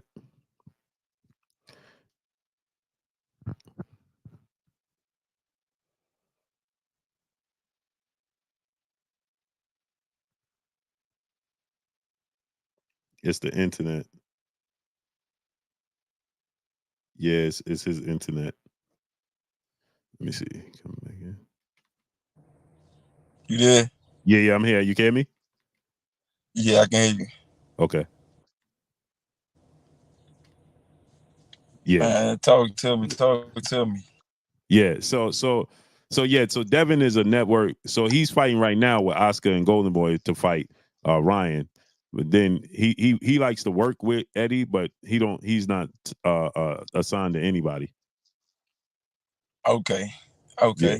Well, you see what I'm saying though. He still would go to the network because it's a lot that goes into putting the fight on. You got the doctors, you got the commissioners, you got the EMSs and stuff like that. You got the fight card itself, and you gotta pay all of these people. And one fight card probably got at least what I want to say 12 people on it, 14 people probably tops. Mm-hmm. On the Because everybody got to have an opponent. Like an entire fight card got probably at least about right. 9 fights. Right. So about 18 fighters, 9 All fights. of them, right. All of them got to get paid. So it's a large amount as far as promoting the fight, giving the money, the financial wise, it's a large amount financial wise to throw your own show. So that's why you always got to go back to the promotion company that does that. They get a percentage, and you just negotiate through them. You know, they already got everything set up. Right. They do the venues, got that already in motion and all of that. So you can make a fight. Like right now, if I was just to go online and say, man, Agent Broner, you about washed up than a motherfucker. I just saying you your last. Dang, breaking up again, man. Salute to Ron G in the super chat, dropping that Cinco on us in the super chat. He said, pointless to take a world title fight. Come on, man. You could go fight in a unification. How you going for undisputed and not taking a world title fight? Ron G, he explained that he already had the title. Him taking that fight was just another interim title. So he would be fighting for the same title he already had because the man with the actual title was Josh Taylor. So he's explaining that it was pointless to take that fight again, with fighting for the same belt.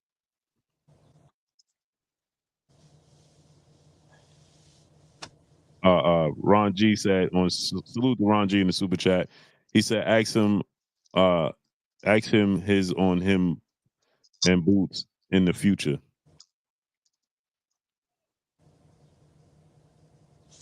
You can hear me, champ? I saw the message, but I can't hear you. I don't know how that's gonna be in the future. You know what I'm saying? Boots, he might move up. 9 times out of 10, he will. You know what I'm saying? Because people they gotta constantly train to keep that weight. He couldn't hold that weight at 140. That's why he moved up to 47. Honestly, I think that weight division fits him good though. Eventually in the future, I move up and see him too, because that's something that's going to bring the sport of boxing back to his feet.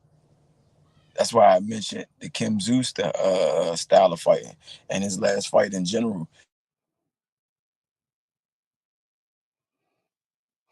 I think you're gonna have to turn your Wi-Fi off. I think that's the problem. Yeah, Ron G. So he was explaining that him fighting for that title was the title he already had. So if he fought him for that title, it was the same title. what was the point in doing that? He wanted to fight for the real title, which was held by Josh Taylor. But they gave Josh Taylor the Teofimo Lopez fight, and then Josh Taylor lost to Teofimo Lopez. That's what he was saying, Ron G. And then he said that, the rest is history.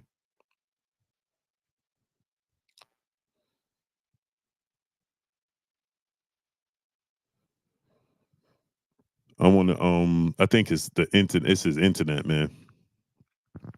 I know. Somebody was saying turn the Wi-Fi off. I don't know if that's gonna work. How that works. I know we had them 2 major storms here. I mean, the major storm over the last couple of days. It was ugly. It was ugly. Yes, his connection. Yeah.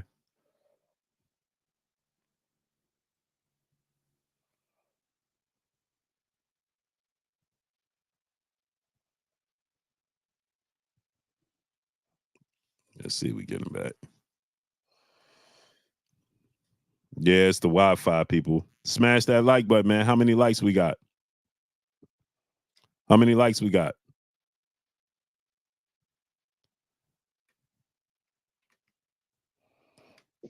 Yes, sir. What's shaking? What's shaking good, man. Ain't nothing. Yeah. How you feeling? Man, I'm feeling all right. I can't complain. What's good, Blue? How's everything? Yeah. All right, man. Taking it easy, man. I see you out there on the grind. Yes, sir. Yes, sir. Getting the CDL, man. I'm actually I just got done doing my inspection, and then I did my little homework. Now we finna do the backing up and keep doing that, practicing the backing up and all that stuff. Yes, sir. Hey, man. So I know you on the clock. So, man, yeah. I'm just super frustrated, with just the way Bud is being perceived, and I was listening. I don't know if you heard the interview with Samson Lickowitz. You know what I mean? Uh-huh. It's just really ridiculous to me. You know what I'm saying? At this point in time, like, it's super frustrating to me, man, to hear him say that, now Bud don't deserve 50-50. I mean, he have to take 50-50 and maybe they could fight. Then he's saying that Bud is boring like Devin Haney and they on the same level and they don't sell. Then he said that, yeah, this is what he said. Yeah, it's just ridiculous. I'm gonna play it for you, man. To me, it's just really ridiculous at this point in time. Blue, you don't even gotta do that. Look. Yeah. Bud knocks people out. I never knew that was boring. We don't run. We don't do none of that. Bud is a come forward, stay in the pocket type of guy. And like I say now, he to say that about Fundora can't go nowhere. Fundora ain't going nowhere. Lord bless him, but he get hit too much. So if you're looking at something like that, somebody to stay there and get hit, but he got the job done, but he take too much punishment in between. So how much is that? My champion gets the job done, but he don't take no punishment. So, if you want to call that boring or, and to say that he don't sell, Bud is one of the most popular fighters in the world right now.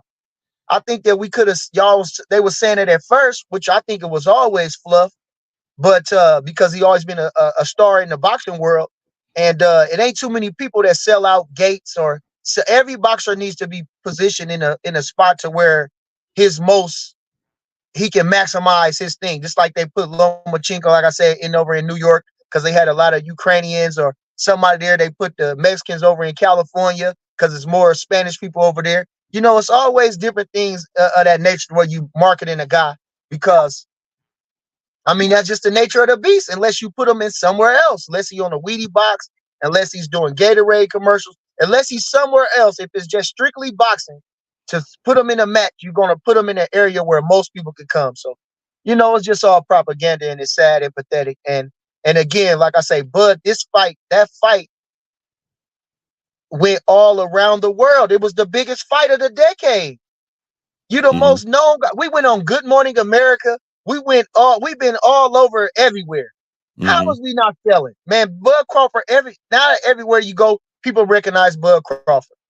Right. Everywhere they go, people recognize Bud Crawford. So I don't know what they saying. I don't understand the hate for Bud Crawford. I swear I don't. Yeah, it's just, to me, it has like, it's gotten to a place where it's just now it's just disgusting to me, in my opinion. You know what I mean? Yeah, Yeah, it's clear it don't have is no longer boxing. I mean, he has and dating back to the Ndongo fight, knockouts or stoppages. Like, yeah. how is that not? I mean, and these are high profile fights. So how is this? Like, what are we talking about? He don't sell. If he's not selling, then it's something that the business is not doing, in my opinion. You know what I'm saying? Man, everybody want to see Bud Crawford fight. Everybody been waiting and hoping that he fight. But again, neither one of them has fought. It was such a big training camp. It was such a build up. I mean, you got 5 years of going through challengers and contenders to get to that point, to get to that fight. Which was perceived as an even fight. Two highly guys pitted, roughly with everything, the undefeated records, pound for pound status, unified champions. It was the best fight that you could have, outside of and it made me think of, like I say, Errol Spence with Mike Garcia was a big fight, but it wasn't evenly matched. These guys Right. is perceived to be evenly matched. And like I say, so the build up to the fight, like Bud said, the fight probably didn't seem that easy in your eyes, but it was hard in the training camp. Mm-hmm. All the training camp process that you did to get word, it was a lot, man. That's why them guys ain't fought, because they put their heart and soul in the training, then they put their heart and soul in the fight.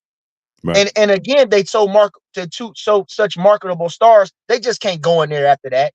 You just can't go in there and fight any old body after the fight like that. That just don't Right. happen in boxing. They did Right. that on their way up, Mm-hmm. on their way up.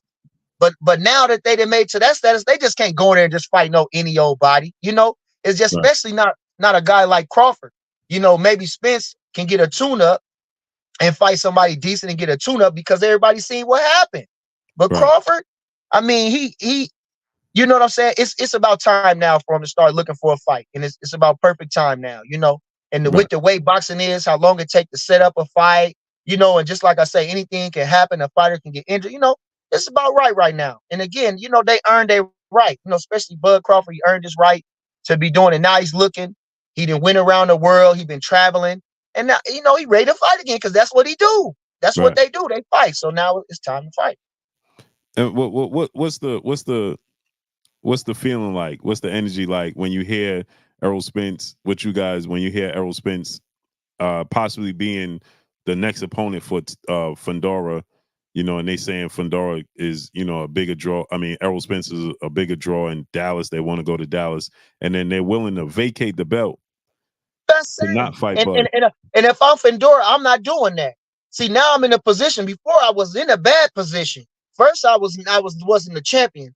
Then I took a knockout loss. So now I'm really down. The people, they sticking with me because it really ain't a deep division like that. I'm a marketable guy. I'm a fan friendly guy, and I'm a talented guy. And I've been in big fights already. I've been in marketable fights already, and so now it's really ain't nowhere to go. And the thing just happened like that. But that's just all propaganda, man. And I'm not if I'm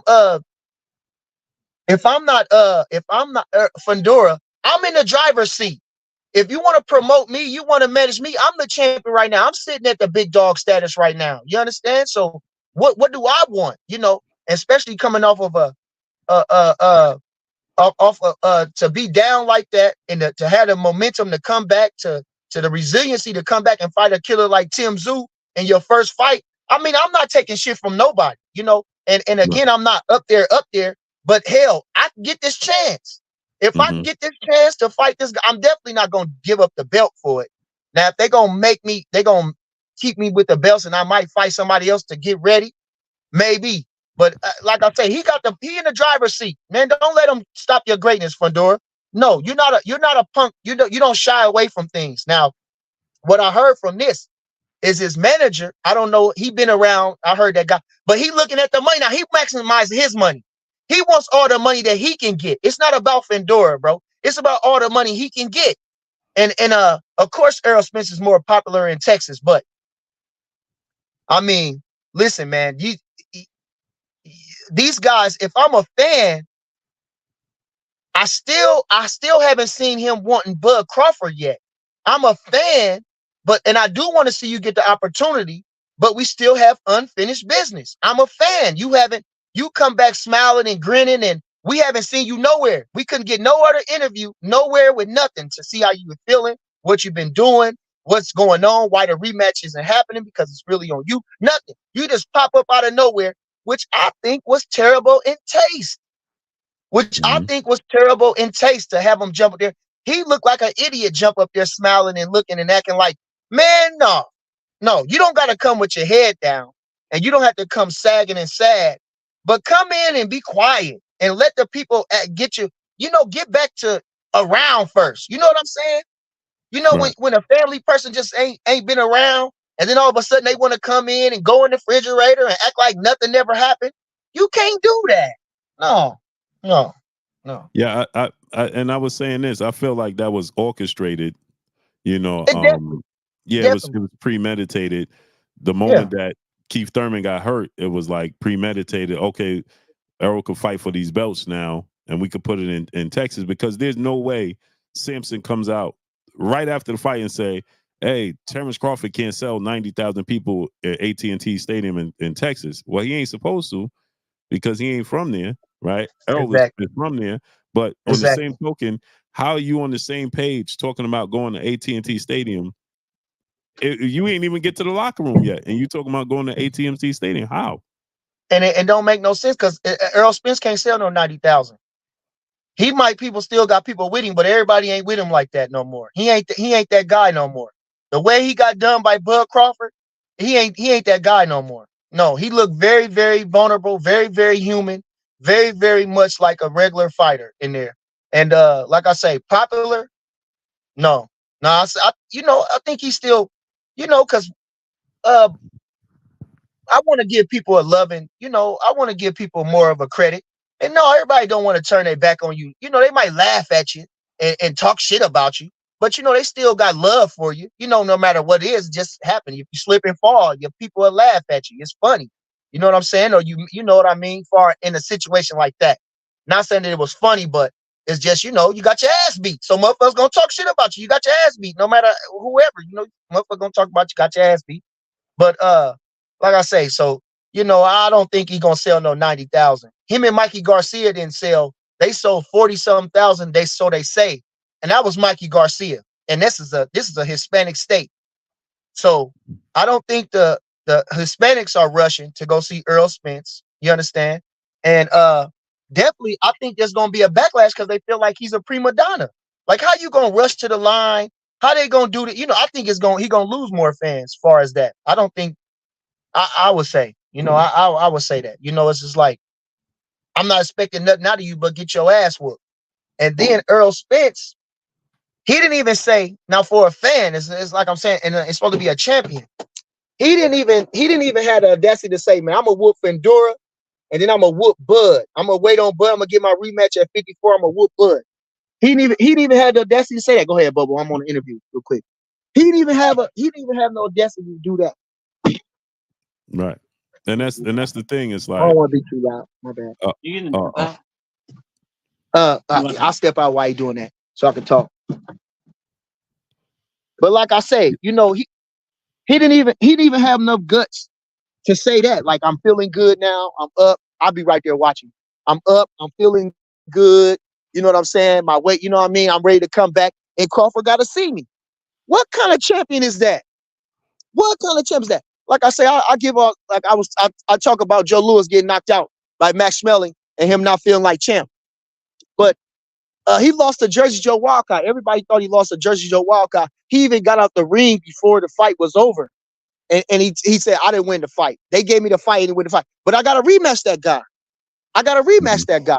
So, I mean, it's but the propaganda against Bud is crazy. I mean, y'all couldn't see it at first, but now you see it. How we can't sell? We just sold a big fight. We just did all this. We just went all over the world. We hanging out with Dr. Dre. We hanging out with Eminem. Man, we didn't pay them guys. Man, we didn't pay them guys. Man, them guys did that because they wanted to be next to greatness. You understand? We rubbing shoulders with the best, with all these top people, however you say it, influential people. These are the guys who look, how we Errol Spence don't be with nobody. I ain't seen Errol Spence with not one person of influence I swear. I haven't seen it with no Dr. Dre's, with no Eminems. I ain't seen it with no Jay-Z's. I ain't seen it with one person of influence that I can think of. So yeah, and another thing is Fundora's team, he's just said that Terrence Crawford should be fighting Jaron Ennis, which I don't know. I don't understand. Like, he's become the guard dog, for everybody, that he needs to fight Jaron Ennis. He still can make 147. That's what Sampson said. how you know what we can do? How you know what we can do? And like I say, so now when you think of a guy that say something dumb like that, but we see a guy we don't know him, but he makes things happen. He's a businessman. But then you see his truth. Why would you say something weak and dumb like that? Just say pussy shit like that. Like, that's like just because everybody's saying that. You don't really feel that or know that, you just saying something just to, I mean, but look, and this is the thing too though. Bud Crawford don't give a fuck. We already got what we needed to. You understand? We already got what we needed to. And the fact that it just goes to show right now, all the stuff that we said beforehand, and it's still now. Y'all still hate us. I don't know why you hate us. I don't know why. When Bo is gracious, Saul is gracious, Red is gracious. I talk a lot of shit, but I feel like I give a lot of flowers too. I'm a lot of gracious, but I really not nothing. I don't really come with nothing. They don't have to deal with me or talk to me about nothing. So I just don't understand the hate. I mean, the Bud, the way he carried himself. He shows so much love to Errol Spence. If you go back, I'm telling you, it's emotional. If you go back and watch that Errol Spence, bro, the fucking when we got the belt and the press conference when they left him, man, Bud showed that man so much love, bro. So much. He showed so much humility. Haven't poked his chest out since he won this fight. Haven't did nothing. Haven't acted a fool or nothing. How can you not love this man? I just don't understand. And when he comes to fight. He coming to fight. He's a technician in there, so he does pretty much everything pretty much right. And it looks good when he's doing his technique is right. He has the proper attitude for a champion. I mean, how can you knock this guy? I mean, he's not the flashy type, and he still has beautiful things, but he's never over the top. I mean, his community is great. I mean, he takes care of his community, take care of his family, and he's gracious around the people. What bigger star you gonna get? Fundora ain't gonna be no bigger star than no Bud Crawford. No, he get hits too much. He got hit and that man couldn't hardly see, and he still got his nose broke, still got busted up, still got his eyes busted up. Man, he get hit too much. Man, come on, Fundora. No, like I said, and I like Fundora, but if you arguing for him, he just really trying to maximize his money. He feel like this is under the heavyweight or division. This is the biggest fight because you ain't got Tank or nobody fighting the big fight. Zoo was a big name. So Zoo was damn near right there with Bud about to fight. So he feel like he right there. He didn't hit the lottery now. He think he got easy dibs on Errol Spence. He think he gonna get that. Then where he gonna go? We still got 3 portions of the title at welterweight, so we can enforce the WBC, the WBA, or we can force them all. He got 2 of our titles, or whatever. So I mean, you can't escape us. You can't escape us. Now, stylistically, you're a trainer, you're a fighter, you Bud brother. Stylistically, he almost a foot taller. Yeah, he almost a foot taller. How you see it? Hard fight. Bud gonna beat him. Gonna stop him. He can hit too much. Bud hit hard like Bud ain't got to drain himself down to 47. I mean, his legs look like tree trunks. His arms look like anacondas. I'm saying this guy is huge. This guy's a big guy. This guy works so hard. This guy worked super hard. He worked super hard, man. He worked super hard to get in shape for this fight. Like I say, they talking about snack and everything. No, it was no snack, man. We do all our training at UFC. That's not no secret. You seen us. You got to be exclusive to get over there. And we might have wore the shirt for hanging out with Devin and just some workout stuff. But we never with no snack, and we went through VADA testing. You know what I mean? I opened the door for the VADA testing lady, and you understand. So I know he was tested, it's verified, and like I say, so this guy's a strong guy, and I'll pick Bud Crawford over everybody. And again, like I say, it gets better for us because like I say, if they put up the fight with Fundora, he offers a lot of challenges. His height, his range, he can box. He's not no slouch. And you know what I'm saying? So those are challenges. You got Boots Ennis again, who's a challenge, who's like a 2.0 Roy Jones and yada yada, all those different things, the speed, the youth, those are all challenges. Then you got the Canelo, who's a bigger, heavier, harder puncher, seasoned veteran. These are all challenges. You understand? These ain't no gimme fights for Bud. Now if he go in there and make it look like that, that's to his genius. That's to his credit. But those are challenges, and those are what we're seeking. Now, the thing about it is this: the Boots Ennis fight, like I say, nobody never offered the fight. And who's going to pay for the fight? Everybody keeps saying fight Boots, but nobody's offering the fight. Nobody. And still to this day, like I say, again, nobody's offering to pay for the fight. So who's going to pay for the fight? Bud's going to pay for the fight. We can't get the Canelo fight. And what else can we do? If you don't love Bud Crawford, who can you love in this boxing game? He's the most popular fighter in the world. Who the most, outside of Canelo, because of his long range, who is the most popular fighter in boxing right now? It's Bud Crawford. Tank ain't fighting nobody. Everybody beating on him. Devin Haney's fighting. Devin Haney's on his way up. Shakur, they giving him all the flack for the De Los Santos fight. Ain't no other fighter other than Bud. Tell me if I'm wrong, Blue. Yeah, I think Tank is popular, and Bud, I think it's the three of them. Yeah, Tank, like I say, I know Bud. Tank is popular, but again, he not fighting nobody. So the people are starting to get upset. All the talk is about him not fighting nobody and who we want him to fight. And so again, if we talking business, but like I'm saying, the people are getting ready to turn on these guys, man. The people are getting ready to turn on these guys, man. Of course, we're going to watch. If two people start fighting right now, if I'm not trying to be daddy, I'm going to go over there and watch. If I'm not trying to be a good Samaritan, I'm going to watch. If it's a good reason they should fight, I'm going to watch. So we're going to watch anything. We watch all kind of nonsense. People will watch. But what are the quality of what we're watching? And when you get quality, when you're watching Bud Crawford, you're watching quality no matter how you slice it. Right. Yeah. Did you see Bernard Hopkins? I was just talking about this before you came on. I just thought this was hilarious again. Bernard Hopkins, he recently did an interview with Ellie, and he asked who's the two best fighters. He said Bud and Tank. And when Ellie asked him who would win, he said, I got to think about it. And I'm like, you got to think about it. Who would win between Tank and Bud is, what's your thought? Beat him with our jab. We'll beat Tank with our jab. With the jab, he too little. We'll beat him with the jab. He's not that explosive and fast like Gamboa. We'll beat him with the jab if we had to. Tank know better, and everybody around Tank. Listen, like I said, the worst thing about Tank, even I got into it with my partner the other day because he said that. My partner called me, and he was asking me about the fights that happened this weekend and this and that and everything. And my other partner jumped in my business and said, yeah, but Bud can't beat Tank. Now, why you jump in my conversation, and why would you say that? And he don't know nothing about no boxing. What would give you the inclination that he can beat Bud? I swear. Besides, he knocked them bums out.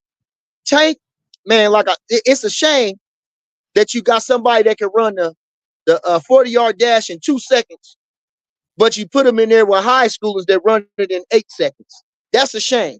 That's a shame. When you got a guy like that, you should be putting him in. You should be testing him. We need to know what he is, because this is all projection. But we ain't seen him blow nobody out of substance yet. We ain't seen him blow no. Santa Cruz was an 18-pounder. Tank was a 25-pounder coming out to amateurs, 19-pounder coming out to amateurs. Santa Cruz was an 18-pound champ, 22-pound champ. Like I say, Rolly was as you can see, is not an A-level boxer. He's not even a world-class boxer. Okay. I mean, so what are we talking about over here? Him fighting Frank Martin is a good fight, but Frank Martin ain't perceived in the game. You've been on the scene since you was 21. You knocked out Pajaja at 21. You about to be 30 years old, my boy. And we got you to the fights to boost you up, the Santa Cruz, to give you the proper everything. But now it's up now. I don't know. It's crazy. It's crazy, you know. And when I think about, say, James Toney, you know, he fought the old champions, the Mike McCallums, the Iran Barkleys, and all that got him ready for the other super fights that he had, which he didn't really have no super fights, but he beat him. Who was super fight he had before Roy Jones? It was Michael Nunn. Mm-hmm. And I think that was, he was still early. I don't think he fought Mike McCallum and all them before then. So they got you ready now. It's your time, man. Like I said, he talking about Glock with no safety, man. They got the safety on. They got the clip on. They got the motherfucker still in the bag with Tank, man. Shit. What? Hey, speaking of which, how you see that Frank Martin fight playing out with him and Frank Martin? You know, like I say, it's all on Frank. If I'm Frank ain't got nothing to lose. Frank only gonna win. You seeing that right now. It don't matter. All I do is pull up a good fight and I'm still in. Well, that's victory one. That ain't nowhere to stop. That's a good starting point. So I'ma just get my best. I'm a sub Tank. I'm a beat Tank. I'm a beat Tank. And I got to know from experience, from history, that this is a dangerous fight, but I'm gonna have to take my chances if I want to win. Now the upside is huge if I win. Man, come on. So I'm liking Frank. I'm, you know what I mean? Shit. If Santa Cruz can go 6 rounds, and I think Santa Cruz is a more accomplished fighter, but I think Frank got a lot of attributes they can keep him. If Santa Cruz can go 6 rounds and be winning, if Rolly can go 6 rounds and be winning, Frank got a hell of a time. He can at least make it to 10. You understand? And I don't see Frank getting careless. I like I said, you know, a Tank gonna be favored, but I'm rooting for Frank. Shit. Now, let me ask you this question. Let's say Errol do get the fight with Fundora, right? How do you see Errol and Fundora playing out? Errol getting his ass whooped. He threw. Errol Spence is done now. He ain't gonna be no bully like he was against those guys. He ain't gonna be. Sean Porter showed him he wasn't no bully. And Sean Porter was a 54 pounder. They dropped him down to 47 to maximize him because he wasn't doing that well at 54. But you know, he was a 65 pounder in the amateurs. Errol Spence is through. Errol Spence days is numbered. Fundora gonna do a number on him. First, if Tim Tszyu could knock him out, which he was complicated. Errol Spence don't have the arsenal to knock out Fundora to break him down. He don't have the arsenal or the punching power to break Fundora down. He don't have the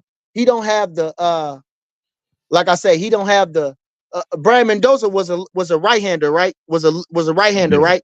Yeah, he orthodox. So a southpaw, and he's a southpaw. So this guy's a southpaw too. Man, get out of here. Errol Spence gonna get drubbed up, man. I guarantee Errol Spence gonna get his ass whooped, man. Fundora gonna put tips on him, man. Cause I think, like I say, I think Lubin was a good ass fighter too. And Lubin got some good shots, but the way he put his shots together, but I think Fundora got better, man. Errol Spence through, man. Cashing him out. Cash him out. Cash him out. And like I go ahead. You think that fight with him and Bud took a lot out of him? His punch resistance is gone? No, I think I didn't think he was. I said this before. You can go back in. I never think he's gonna be no force nowhere else besides 147. They put him just right. I don't see him being no force at 154. He might beat the lesser guys, but we talking about Fundora. When we talking about Fundora, Charlo, Tszyu, nah. He might be right there with him, but is he overtaking them guys? No. Who did he overtake? Nobody. He was tooth and nail with Sean Porter. Ugas, I mean, he did get Ugas swell up bad, but Ugas already had swelled up bad. If Ugas didn't swell up so bad, who knows how that fight would have played out. So here we got it. We got Danny Garcia. He did keep Danny Garcia's guns in his holsters with his jab, but he ain't got no speed. He ain't got no catch you by surprise. Errol Spence ain't going nowhere, bro. I don't see that. And I'm just my honest opinion. It's definitely at no Mayweather's talking about going up to 60 and 68. Man, shit. Man, please. Man, What you please think about mark Errol? my What you words. think about Earl and Lubin? What you think about Earl and Lubin? Yeah, that'll be a good fight. But I'm saying Errol Spence ain't all that, man. Errol Spence ain't all. They positioned him just right, man. Bud Crawford is that guy. Shakur Stevenson is that guy. I would say Tank is that guy. You know, these guys, they can box too. Errol Spence not no boxer. What is he? Is he a boxer puncher? What is he? Like I say, you get a guy like it's somebody else that can stand up to him. I don't see him overtaking nobody. I don't see him dominating nobody. I don't see him doing none of that. His best fight where he looked destructive was against Ugas. He busted Ugas' face up, looked like the Elephant Man. Everybody else survived. Danny Garcia didn't look like none of that. Sean Porter didn't look like none of that. Nobody else looked like nothing. You know what I'm saying? So I don't see Errol Spence being no force nowhere else except his name. He got a name. How you see Shakur and Tank playing out? It's gonna be a hell of a fight. You know, Shakur. I think Shakur could. I think the champ. We need to work on our jab more. You know, we rely on our left hand a lot, and we didn't throw it in the Zel Santos fight because it was hurt. But I know the kid got a lot of aspects to his game. I mean, that's a hell of a fight. That's a hell of a fight. That's a hell of a fight. Because we're gonna have to land some punches on Tank. We're gonna have to land some punches on Tank. And you know, but I will favor Shakur just on the strength that Tank he waiting on that bomb. He don't really add up a lot of punches on you. He wait till you get a little faded, then he unload the kitchen sink on you. And I think Shakur can nullify that. But yeah, that's a fight I'd rather see Tank and I'd rather see Devin and Shakur fight. Devin and Shakur? How you see that? Yeah, I think that's like I say, if you seen their sparring session was hella good. And if it could be anything like Mayweather's and Manuel Augustus fight or Mayweather's and what's the other black fight? Chop Corley. You know, it was an entertaining fight. You could see them going back and forth, you know, landing combinations and being real skillful. That's the fight I really want to see. You know, I think Tank got the name and he got the knockout power, but I think he brings a boring fight in those fights. Everybody just waiting on to see the knockout.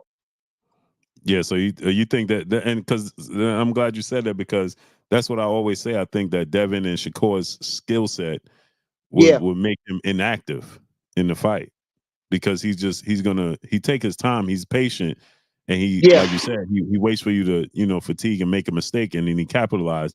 And I think with them for 12 rounds, they're gonna stay disciplined. So I just think it's gonna be difficult for him to be active against them. Am I right when I say that? I think so.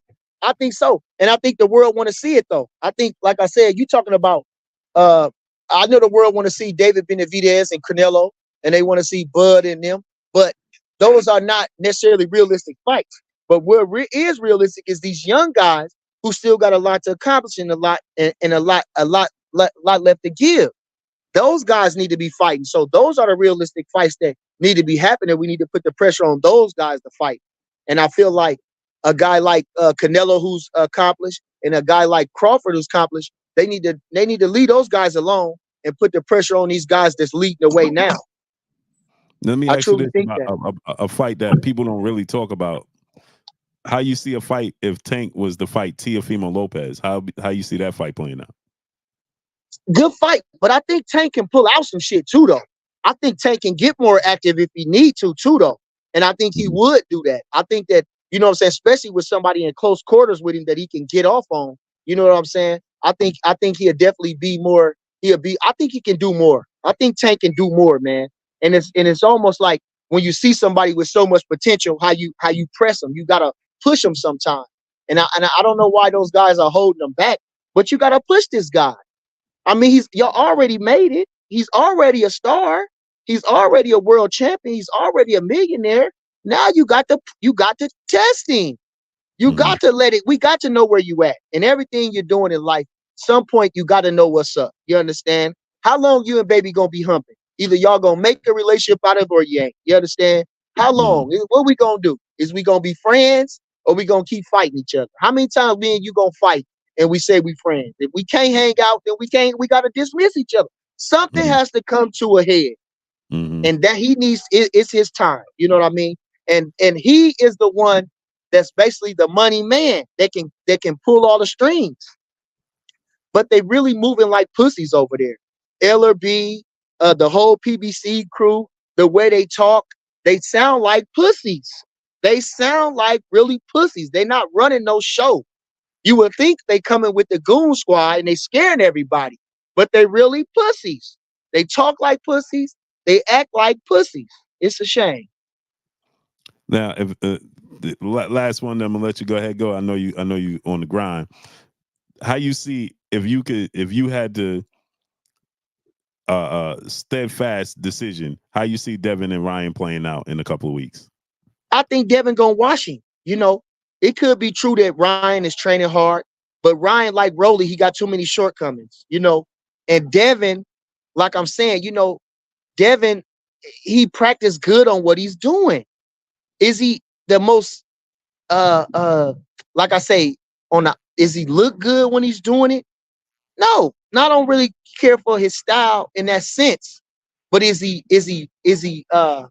successful? Yes. And he's training super hard. I feel like again, like maybe they say about Mayweather, you know, Mayweather got a more outgoing personality and he seems very confident.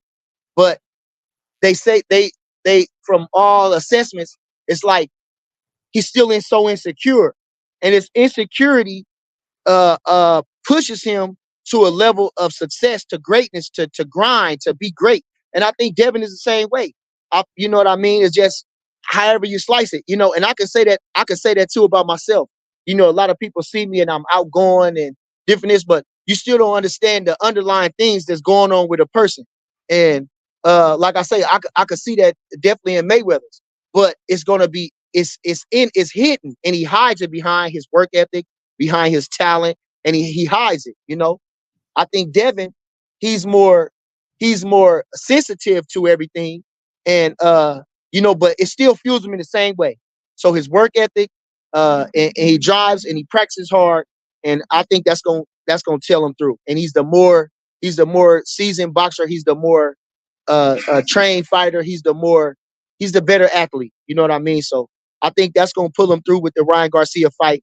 I feel like he's definitely not taking this guy lightly. You know what I mean? I think he's one of those guys that wears heart on his sleeve, and he gonna train hard. He know he can't go up and smoke against no Ryan Garcia. Now, one more thing, I forgot to ask you this Go ahead. earlier. Oscar De La Hoya came out and he said that they want to petition the WBO for Virgil Ortiz to fight Terrence Crawford if Fundora vacate the belt. What you think about that? Oh, great, because the Mexican fans and Hispanic fans is great fans, and Bud can't do nothing about it.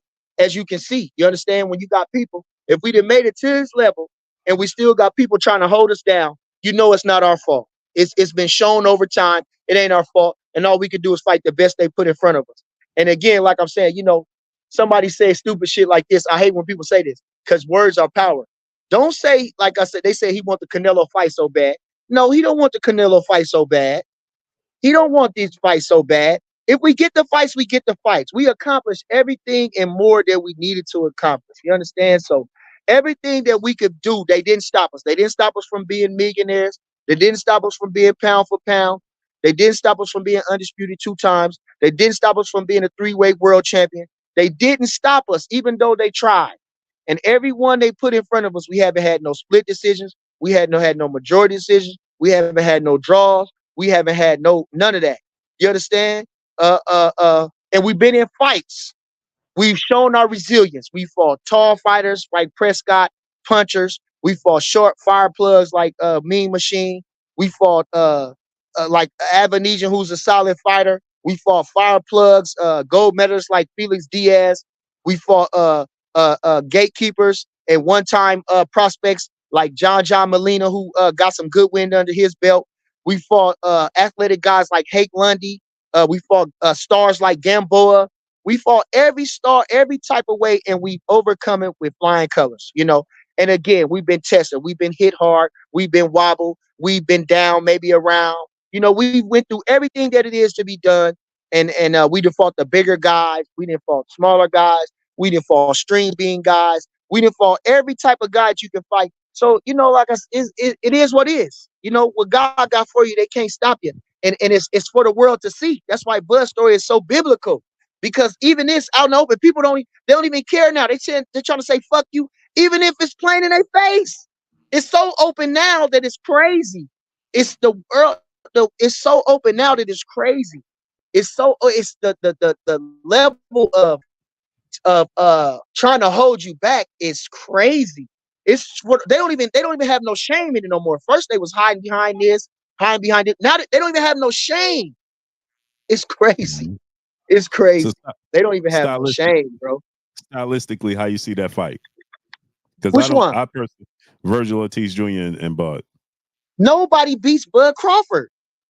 Nobody beats Bud Crawford, man. I mean, this guy, he like Mayweather's, man. He like Mayweather's in the way that he sets up. He establishes what he gonna do with a guy, and he figure you out, and he go to work on you, man. Like I say, he you he don't let you get too ahead. If you win in the fight, it's slightly. It's like I say, you know you're on borrowed time. You right.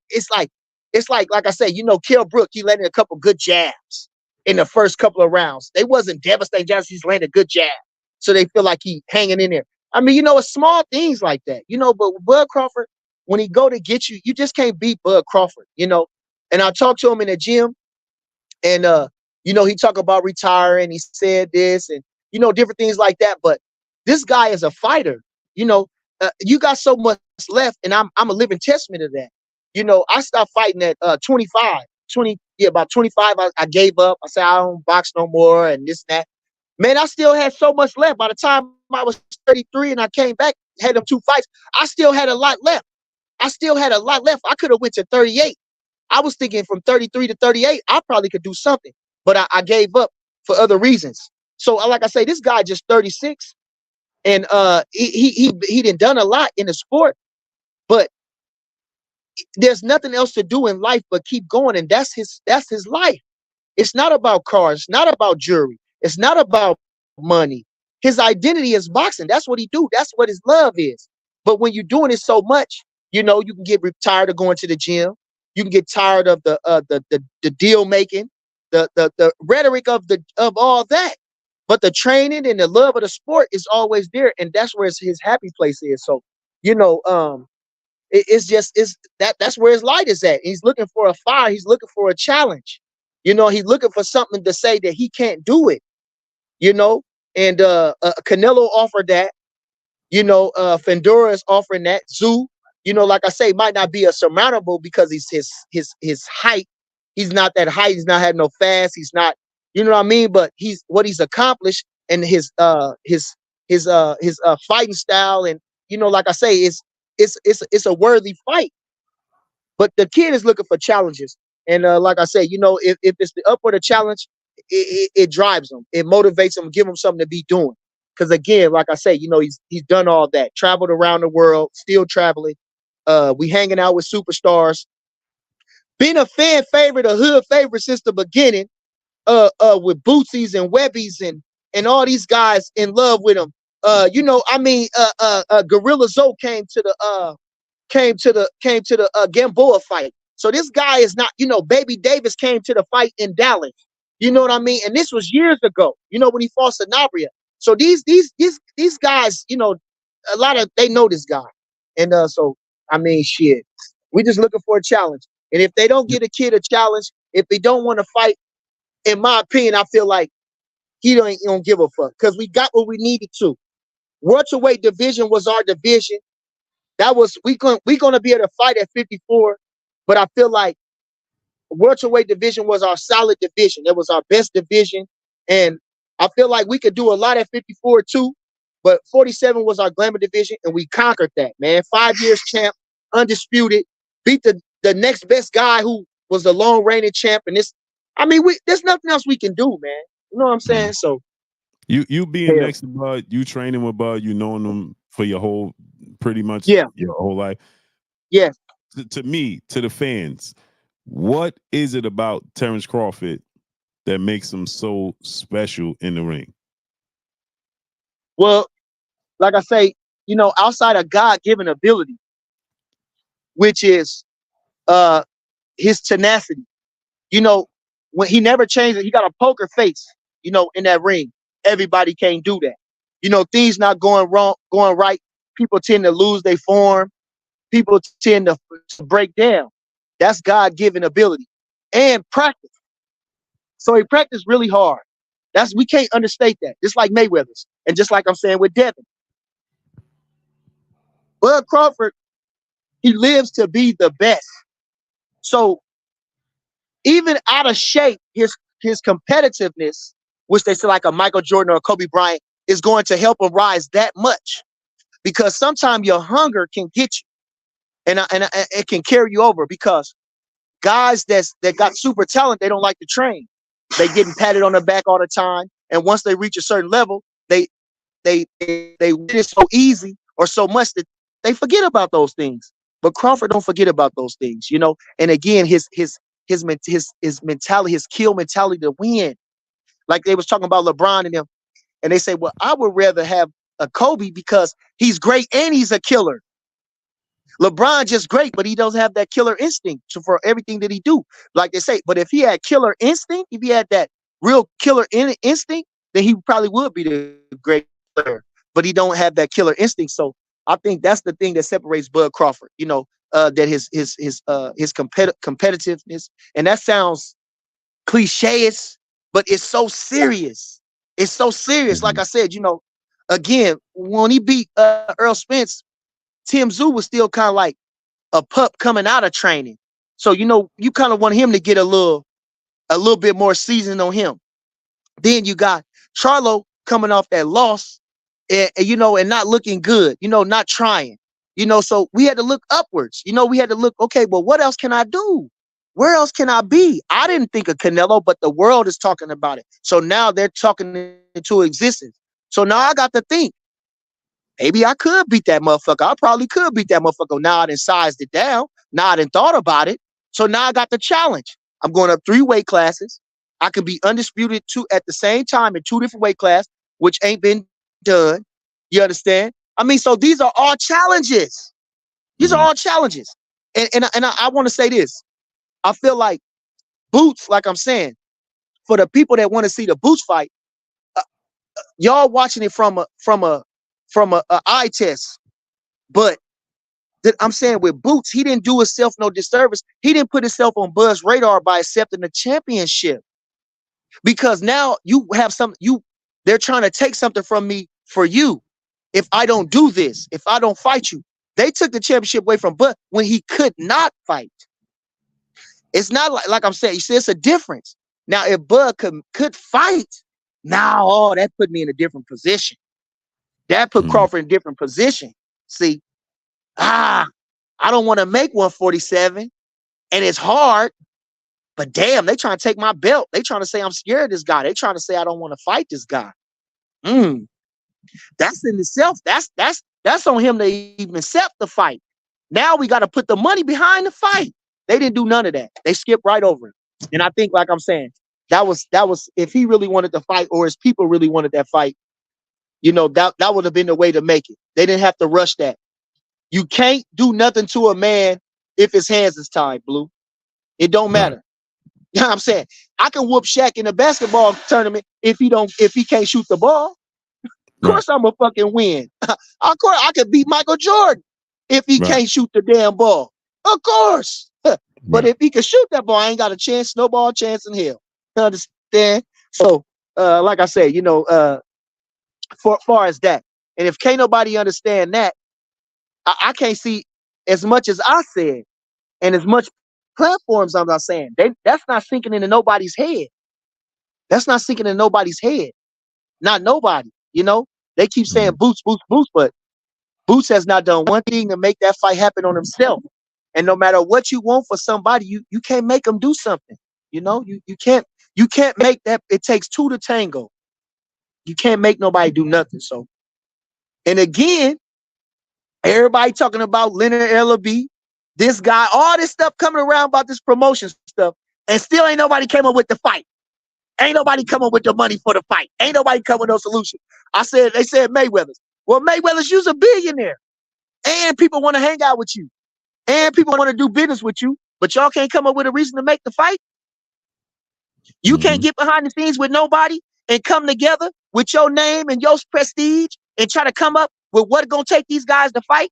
You can't call Bud Crawford on the phone and see what it'll take if I can get Boots on the phone to fight you. How would it much it take? I can't get Boots to understand how much it's going to take you to fight Crawford. Knowing your position, what's the less you could take? What's the best deal we could make to get y'all to fight? You can't do that? Come on, brother. Come on, Blue. Now listen, like I'm saying, I know I know shit ain't always elementary, but the shit can't be that hard, can it? Right. Right. I'm just saying. And then they say this. Okay. Like I said, with the Black Prime thing, well, it was a great money move. Them boys ain't making $10 million. Right. Okay. The man with $10 million and we setting up the fight, but y'all stalled on us. For whatever reason, y'all bullshit. Okay. Well, we ain't gonna wait on you. You wait 5 years. So you got something in between. Let me do that. 10 million. Ain't none of them fighters on PBC made 10 million. Not one coming out the gate 10 million flat. Starting off? No. Now maybe on the back end. And I don't even know about that. So that was smart business on us. You understand? And right. we just keep going. Ain't nobody stopping us. And we need to accomplish everything we need to accomplish. And the rest of them can go to hell. Yeah, sir. I appreciate you. Appreciate you. All right, great brother. Have a great day, man. Appreciate you. I appreciate you too. Yes, sir. Anytime. Yes, sir. All right, for sure. Bet. Peace. All right, let's do this.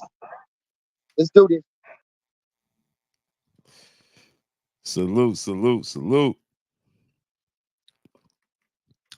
Ron G, brother, in the super chat. Yeah, Antuuanne, man, his Wi-Fi out, man. He said, "Cool, thanks, Blue. Got it. Thanks for asking. No doubt, no doubt, Ron G. I don't know. I gotta try to get Antuuanne back on, man. Salute to Drew Titan, the LLC, the Droof in the building. He said, salute to all my CDL drivers. Hashtag Big Bank. Yes, sir. I got my license. Got my license as well. Vega the head buster, my brother in the super chat, dropping that Cinco on your boy Blue. Isn't Earl not bound to the contract just as much as Bud? Being Earl backed out apparently on false apprentices, can they hold him to the rematch? Well,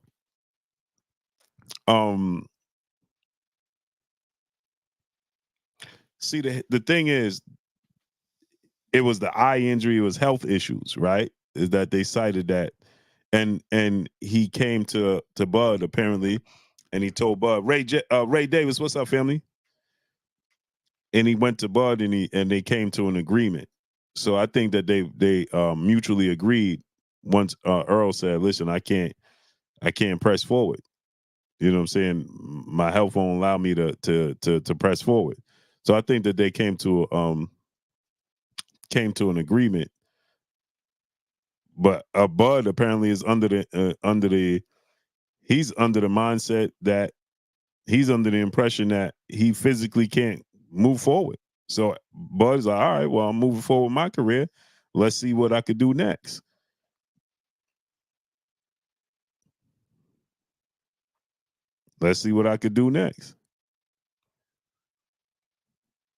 Vega the head buster, my brother, back in the super chat. I need y'all to smash that like button, man. Get the likes up to 500. He said he asked for it. Give it to him. That beating. Yeah, but again, like I said, like it's a he stop it, Boots petition.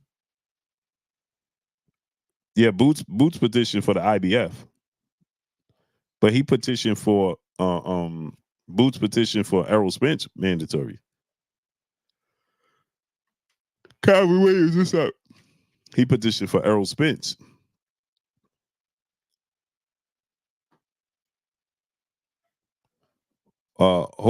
575. What's up, family?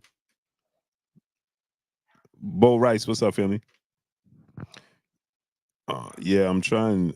Dub, see if you can get Antuuanne back. See if his service is working. Cut West, what's up, family? Dub, see if we can get Antuuanne back in here. See if he got his internet working.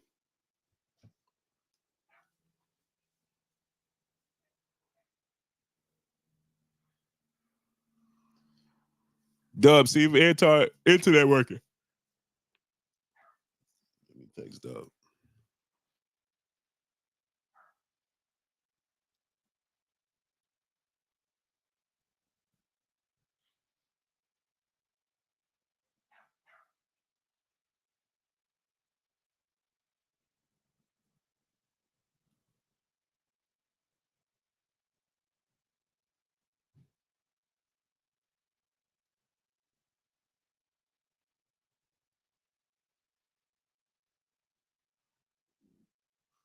Boxing session, TBS. My brother Kyle in the building. What's up with your family? Salute, my brother Kyle, man. Hey, smash that like button. How many likes we got? Yeah, my internet working.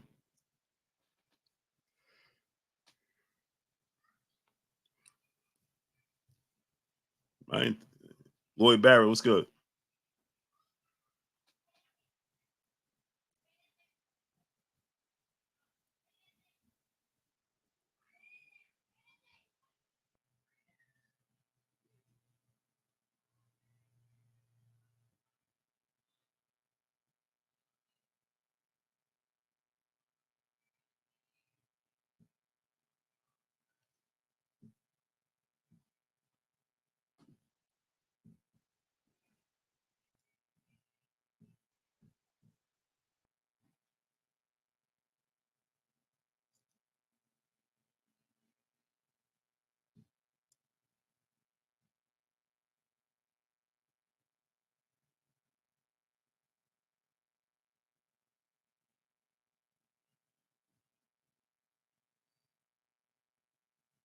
Trying to see if we get him back in. Said the chat is sluggish. Good point. We don't see Big Fish calling for Boots.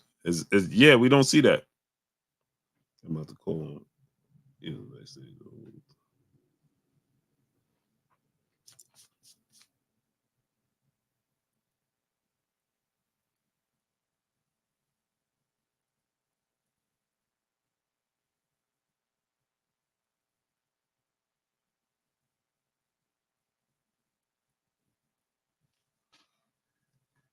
I really hope Boots next fight 154. You just witnessed greatness in it. So here's the thing, right? Barbara D, peace of blessings, Queen. Jabbar Robinson, what's good? Scott Ball, what's good? Joseph Wiggins, what's up, family? So here's the thing about it is that you know what I'm saying it's the politics that's getting me. You understand what I'm saying? It's like, bro, all the politics is just ridiculous. It's super ridiculous, man.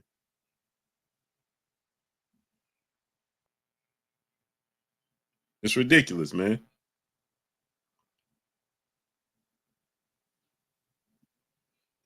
It should definitely be happening. You understand what I'm saying?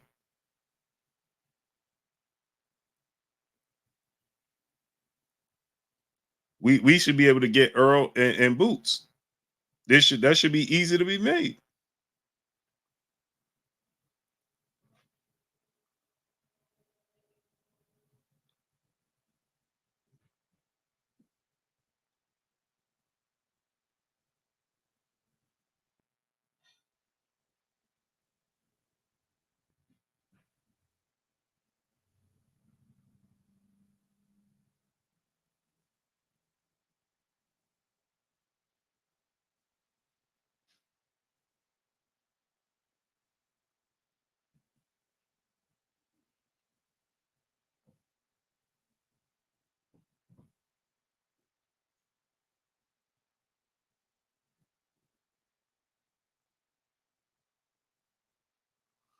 Boots and Earl should be easy to be made.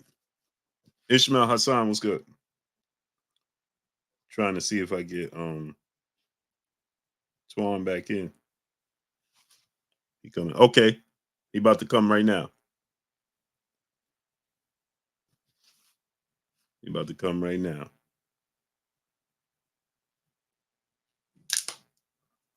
Yeah, buddy. Yeah. Smash that like button, man. Let's get them likes all the way up. Mm-mm. Mm-mm. Mm-mm. Mm-mm. Mm-mm. Mm-mm. Mm-mm.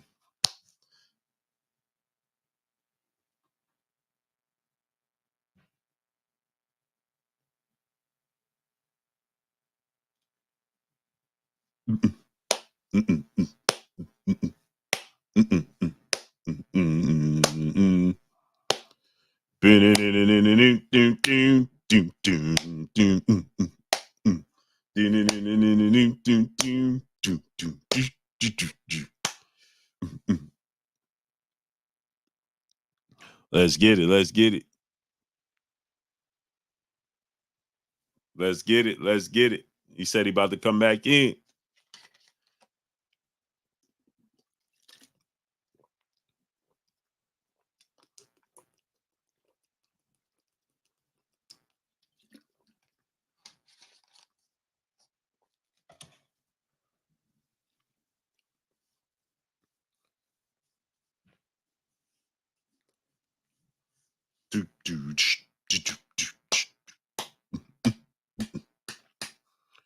Boom, boom, boom, boom, boom, boom, boom, boom. Blue. Yeah, hey, Abamad sure did. Ted Spars at 0128. What's good? I fast every day. I fast every day. I don't eat food till after 4.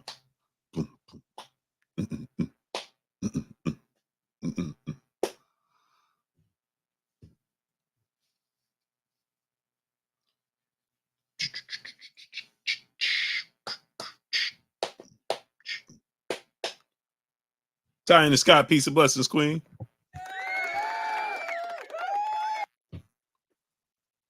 Lloyd Barrows, good.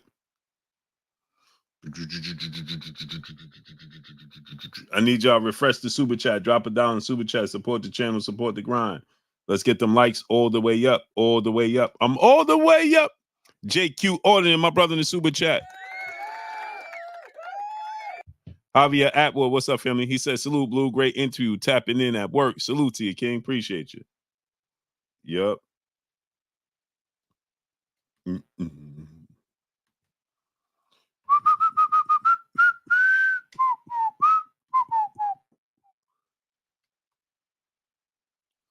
Cheese.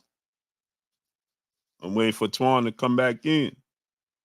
Hardcore Casual 254. What's good? Yeah, normal time tomorrow. We'll be back on at 2 p.m. Eastern Standard Time tomorrow. And don't forget, sponsored by my brother, Charles Edward Cheese. We doing a $30,000 giveaway.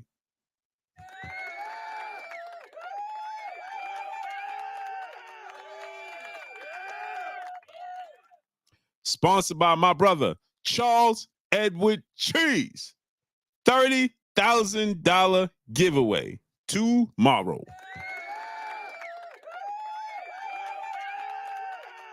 So make sure y'all tune in. Be there or be square. Y'all remember that? Be there or be square. Bo Rice, what's up, family? Des22, what's up, family? Beyond Above Media, my brother in the super chat, dropping that dub.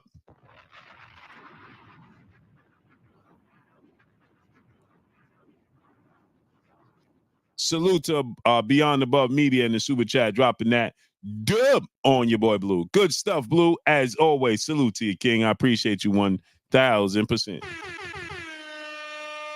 30K. 30K.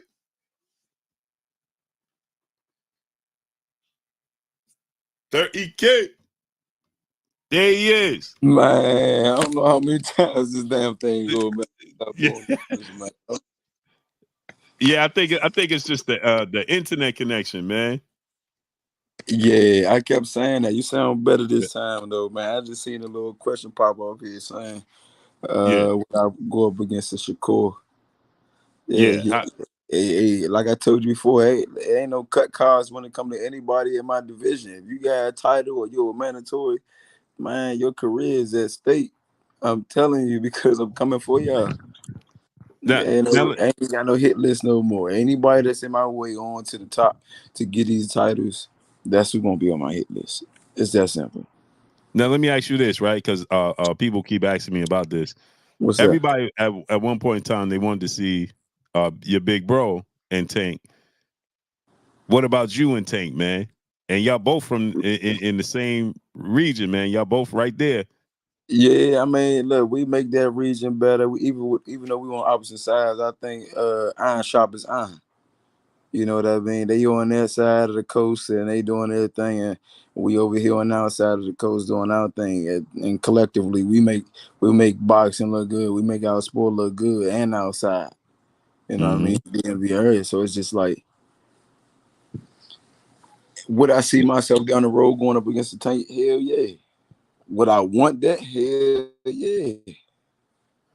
You know what I mean? Because I told you, I bring the sport back to its feet, man. I think it's really getting pacified right now.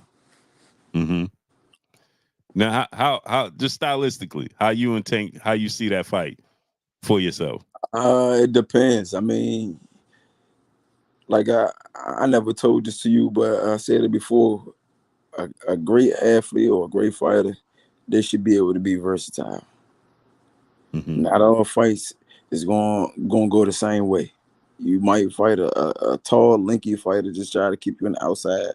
You gotta have the necessary tools and the ability to close that distance and get inside and get your man. Punctuate. You got a short fighter, Tank, Pitbull. You're not gonna be able to sit there with no short fighter and try to just go mano a mano all the time. This dude, he can take a punch and he can get some hard shit. He can crack. Mm-hmm. You gotta have some type of flexibility to your craft.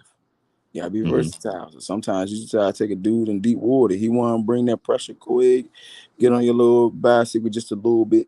Productive boxing. You know, I don't mean run, be a chicken, Mm-hmm. but definitely punctuate. Mm-hmm. You know, but you got to be able to box as well as apply pressure. I don't think all fighters can do that. I Mm-hmm. I know all fighters can't do that. Mm-hmm. That's just something they got to learn in their gym. Their coach better be teaching them some stuff like that. That's why I'm blessed to have the corner that I got, the training man that I got, and the father that I had. God rest his soul, but he done equipped us for a lot of shit out here. To the point, Mm-hmm. ain't nothing really new. That's why I really don't judge myself based off my opponent. I judge myself off of me. I'm my worst critic, to be honest. Mm-hmm. Ain't shit I'm not gonna be like unfamiliarized with. A lot of fighters that sometimes I think a person like Tank, he would watch opponent and study him, and I think he have the ability to change his natural way of fighting. You know, a lot of times he fighting tall guys. A lot of times I'm fighting tall guys. So it's like we gotta apply pressure responsibly behind defense, hands tight, stuff like that. Set up shots, lure our opponent in, stuff like that. But definitely, mainly apply pressure. But when I seen him go up against Pitbull, I seen him start boxing more. He tried to use his jab more and try to be more of a lateral mover versus just sit in the pocket, give a little head movement, little feints here and there, and then just go in and get his opponent. He got on his back foot, bounced around, saw what he can see, took the opportunities that he can take. I think he'd do the same with me. He would have to change up how he fight if he was to fight me. He would have to. It's that simple. Hands down, he would have to because I'm not bringing nothing that these other dudes is bringing. Definitely bringing smarts. Definitely bringing tenacity. I'm coming to win. I ain't coming to get handed nothing. I'm coming to take some shit. A lot of these fighters, they try to do the bare minimum to get the nod. But nah, we coming here to take this shit. And y'all both southpaws, Yeah. right? So It'll be a modified matchup too. mhm. Yeah, I always like to ask this question: Southpaws versus Southpaws. It's always said, Southpaws don't like to face other Southpaws. It's a technical thing, like the sport itself is honestly built around smarts and strictly can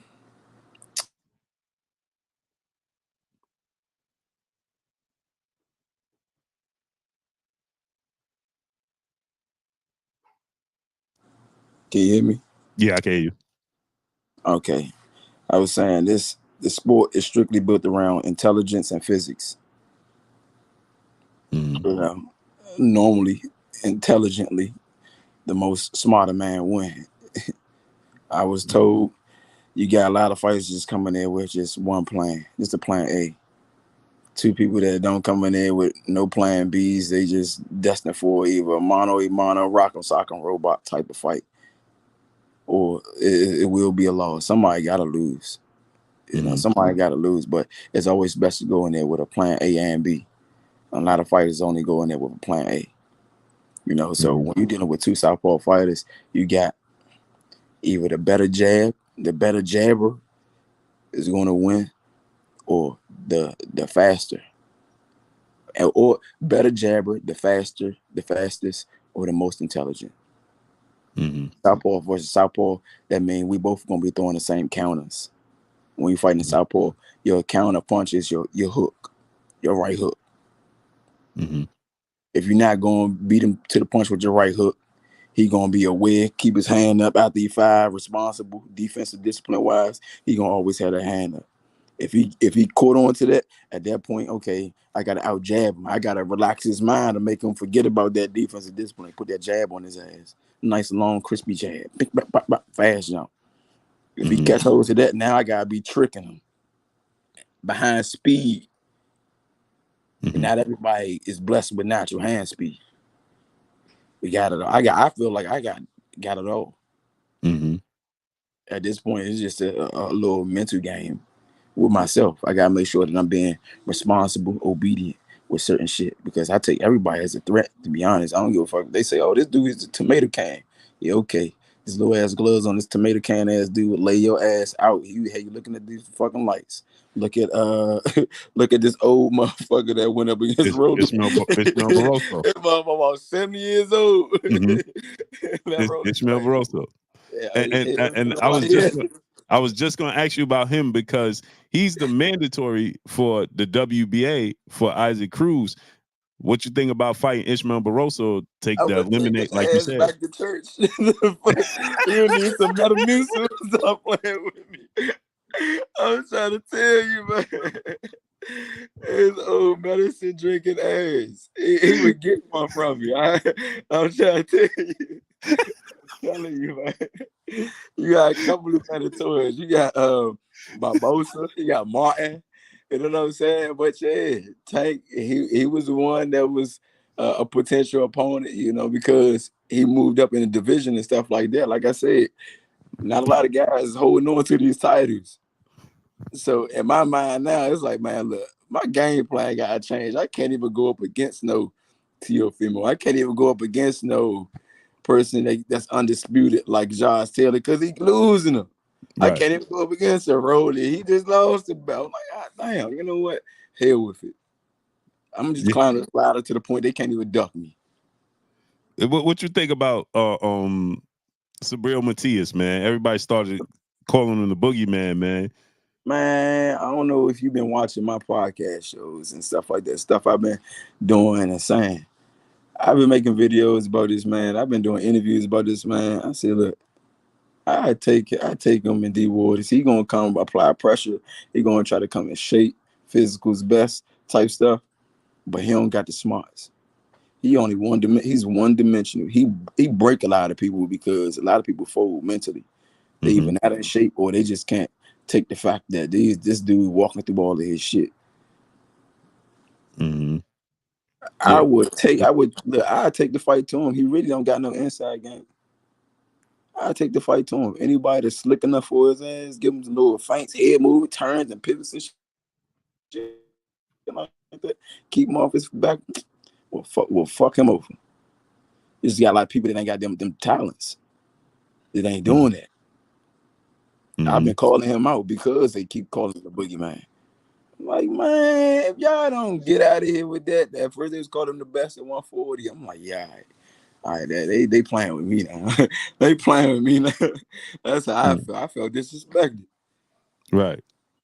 Yeah, because I'm like, I don't know where this label where he became the boogeyman. I don't know where that label came from out of nowhere. Nah, me neither. Me neither. Yeah, I'm like, you was the boogeyman at 140 in my opinion, and I don't know where that label came from with Sabril Matias, you know, but we saw him outboxing hurt bad, you know what I mean? He lost. Now he did come back and avenge the loss, but you know, it was to a guy who had 7 knockouts in his career. So, like I said, anybody dangerous to me. So I'm gonna carry you like it. Get your ass out of here in the second round. Hey, I don't pay me for overtime. I did what I had to do. I punctuated, executed the plan, got you the hell up out of there. Now I gotta ask you this question because everybody asks me they asked me to ask you what happened at the Tank fight with the scuffle. Man, oh boy, man, you talk. Hold to specify what exactly are you talking about? Referring to the scuffle with you guys and Meek Mills, I believe it was. Man, his goofy ass, man, he was drunk, man. He was drunk. We was giving Tank instructions because Tank could have got old dude out. Early. If you watch the fight, you'll see Tank kept hitting him with the left hand. We like, all you gotta do is bring the right hook behind the left hand. Right. Put him in his back pockets. But he kept one shot. He been drinking a little too much. And just, man, get screaming stuff out of his mouth that's just disrespectful. We like, man, Slim, you need to watch what the hell you say out your mouth. He's saying stuff like, man, Tank, they against you, Tank, they against you. Oh, he was trying to say y'all was trying to give him bad advice? Man, exactly. I don't know what the hell he meant by what the hell he said. They against you. We're against this man. We over here giving him advice. That's why I said he was drunk. He was drinking. Right. He was drinking, had his little entourage. He got his little peoples with him. So I guess he just felt inclined to just let loose. Right. But don't get too reckless out the mouth. Right. You know, because we was all for it. We was all for it. Entourage or not with you, so we can get Boogie right here. Right. You know what I'm saying? So it was just like he was intoxicated. We try to conduct ourselves professionally, definitely, but don't get beside yourself. That's what really happened. Oh, okay. Because he was all drunk and stuff like that. But yeah, for the most part, that man, I got a lot I want to say to that, but that's beneath. They keep that shit over there with Diddy. No Diddy. No Diddy. No Diddy. No Diddy. Hey, so when can we expect to see you back in the ring? Any news on that?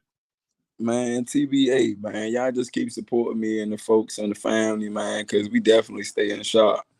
We actually about to be on some bully stuff real soon. So y'all might see some stuff on live stream, man. That just like y'all be like, oh shit, I did this go like this. You know what I'm saying? So, look, man, we always been humble, but when we see shit like people trying to step on toes intentionally, we gotta address that. Right. Yeah, everybody worrying about want to see what's up with Big Bro Gary and Antonio when they coming back. Man, like I said, TVA to be announced, but stay tuned. Yes, sir. Yes, sir. So if you had a choice, if I gave you a list of opponents right now, the Devin, T.O., Sabril, and Pitbull right now, and Tank. If you had a choice, and I say you got to just choose one of them, just choose one of them for your very next fight. Who you going with? First name to come to your mind. Oh, I say the fake me out boogeyman. Stop playing me. Sabril. Yeah. Go ahead and rest up, Pitbull. Get your burns right.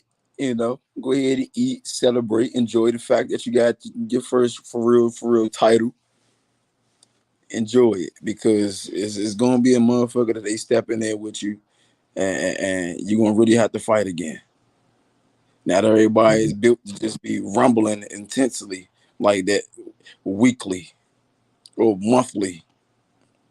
So, like I said, let your body recuperate, regenerate itself, and I see you on the back end. But definitely, I go after Matias' ass. I go after Matias' ass, and then I hit Pitbull. Then I say, look, I got both of these motherfuckers. Hey, Teofimo, what's up? Or after Teofimo, then I say, hey, Tank, what's up? Because I really want to just go smack the Devin Haney because he got the WBC. But realistically, you know, they gonna try their best to keep me away from that position. Bill, he gonna talk all he can talk, you know, just to say some stuff to belittle something. You know what I mean? So it's like, man, like I ain't messing with these dudes that's on some fake stuff like that. And I ain't really calling it fake, but come on, if you gonna honor the sport, honor the sport. Mm-hmm. Speaking of Devin, how you see him and Ryan playing out in a couple of weeks? Ryan, he gonna get underestimated. Devin, he got the lateral movement to be victorious. He got the intelligence to be victorious, you know, to win. But Ryan, he gonna get underestimated. He still got hand speed. Yeah, he took a couple of L's. His last fight, he looked a little frail, like he just had to get his burns right. He just came back off the loss. You know what I'm saying? So his timing was a little off. His accuracy wasn't all the way there. You can see that he was still like timid, hesitant on really trying to impose his will on this dude. Because he ain't want to get hit or touch no one. He wanted to still be a pretty boy type stuff. This is a regular sport. Yeah, you can be pretty if you got the skills to be pretty. But for the most part, you're supposed to come to hurt.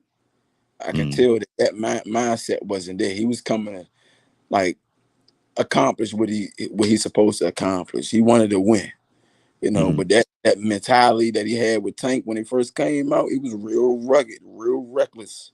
Mm-hmm. He was super aggressive. Yeah, he was very aggressive. He was trying to hurt Tank. I think honestly, I thought I saw an elbow come in at one point in time. I said, "Oh, he throwing elbows a little bit. He trying to rough Tank up. All right, cool. I like that. Right. He still got pop. Right. He still got some pop though. That's what I mean. He ain't bringing the tenacity that he brought 2 fights ago, but he's getting underestimated, and he's been in the gym. Anybody that prepared for me and nobody but me for 3 months or so, and they're dangerous. They're a threat to me. They coming to hurt me. That's my mentality. So I'm about to go ahead and put that to a halt. And I'm gonna give you some of these equalizer shots real quick. Make your ass think twice about some shit. You hear me? Hey, right. I see it right now. That next tune-up fight that he had, I think he acclimated just a little bit more to the point his confidence is there with Devin Haney, because Devin Haney isn't the Devontae Tank Davis. You know, so skills make fights. And I think Devin Haney, he's gonna go in here underestimating Ryan Garcia. And like I said, Ryan Garcia still got that equalizer. He got some pop. Let him catch Devin Haney one of these sharp, nice punches up high on top of his temple, or catch him clean on his jaw. He gonna get his attention.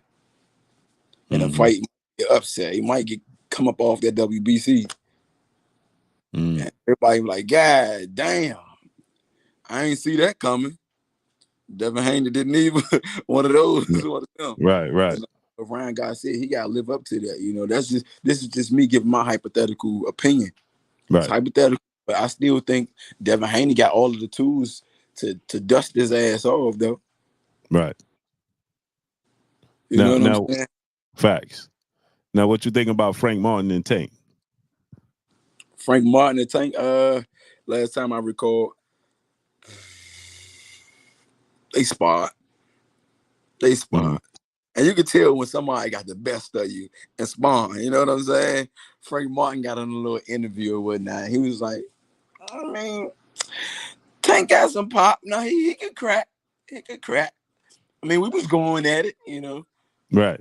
It wasn't like, yeah, nah, Tank, he good, but he needs some more stuff he need to work on type. He wasn't talking from an aspect of I got out on Tank. He was talking from an aspect of I Tank them. He didn't got me a couple of good rounds. If it was a fight, I would have lost. Mm-hmm. Some stuff I still need to work on, but he ain't what everybody said he is. One of those, yeah, one of those demeanors, yeah, one of those demeanors. So I don't know. I mean, he kind of like familiarized with how Tank coming due to them spawn each other already. And they both southpaws too. See, that's what I'm saying. That's what I'm saying. So he got kind of like familiarized with how Tank move and groove and stuff like that. So the next go around, he probably can just be looking at it as, all right, well, this next time he ain't gonna be able to do this on me. Some redemption ass type stuff. Mm-hmm. But if I had to pick and choose, I still go with Tank. Because like I said, you got some people that can make a change. They can change based off of their opponents. I never seen Frank Martin have to change. Mm-hmm. He either had an ugly win or he just fought the same. He either had an ugly win or a pretty win. And his ugly wins came from him not being able to change, is what I'm basically getting to. Mm-hmm. Not making adjustments. Making that transition, that adjustment making, right.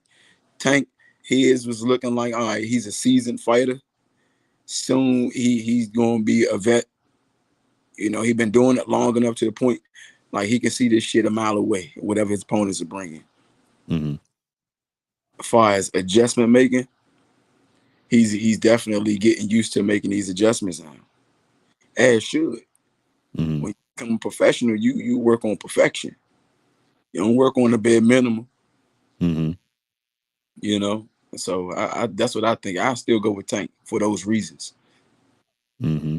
Now, last question I'm gonna ask you: did you watch T.O. versus Jermaine Ortiz fight? Man, yeah, man, it made me mad. Who you thought won the fight? Made me mad. Who, in your opinion, who won that fight? Go ahead, man. You see who won the fight? Hey, you see who won the fight, man? Look. You see who won the fight, man. I'm gonna say this. I will say this. Hey, damn, you frozen. He froze. He froze. Dang. He froze, man. Smash that like button, man. Let's get the likes all the way up, man. Two big interviews back to back, people.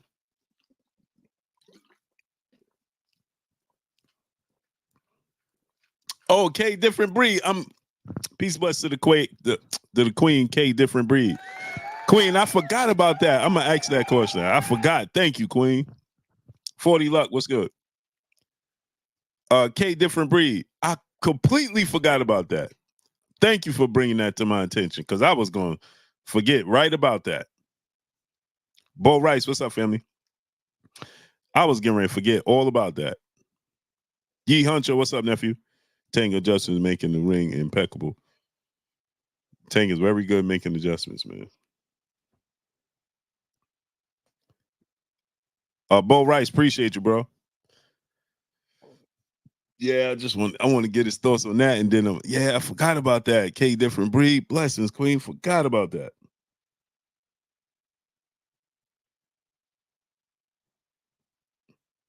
Damn.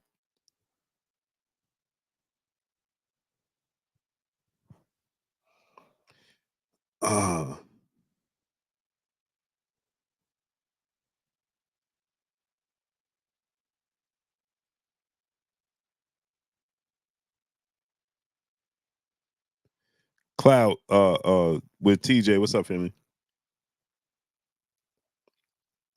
Samaj Goldberg, what's up, family?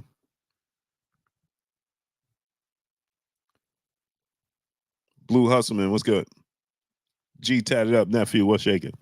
Damn, I forgot about that, man. I hope he click back in, man. He click back in.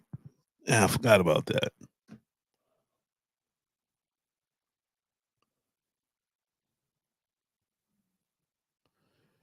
BVG Trade, what's up, Femi? Man, I forgot about that. Thank you, Queen.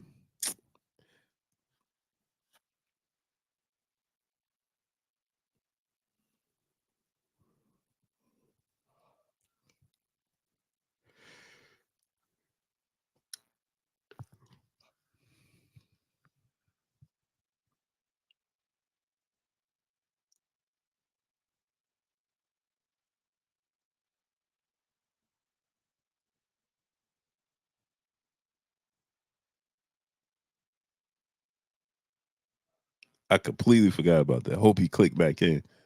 Emery Woodard, what's up, Philly? Big Money, what's up, Philly? Yeah, Big Money, but I wanted to finish. I got to finish, man. Got to finish out strong. No Diddy. Appreciate you, K. No Diddy. We got to finish out strong. We ain't finished. Got to finish.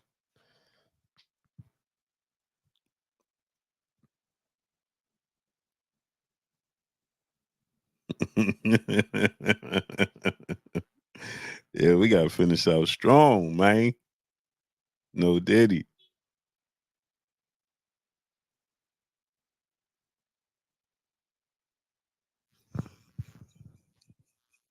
He said you holding that mic like you in the 5 heartbeats. Look.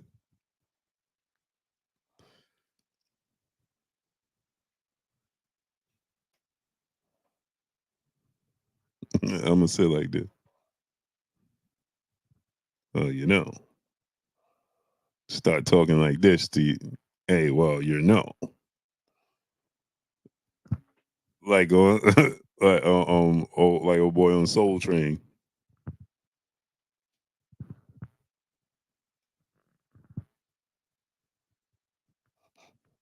And just start talking like I'm on Soul Train.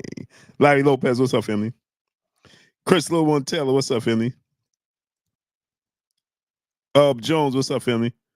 Bob Barker, Don Cornelius. Appreciate you, Ob Jones. Appreciate you. Yeah, I'm trying to bring y'all another special interview tomorrow, too. I'm bringing y'all another one tomorrow, as we're going to do the giveaway as well. So don't forget.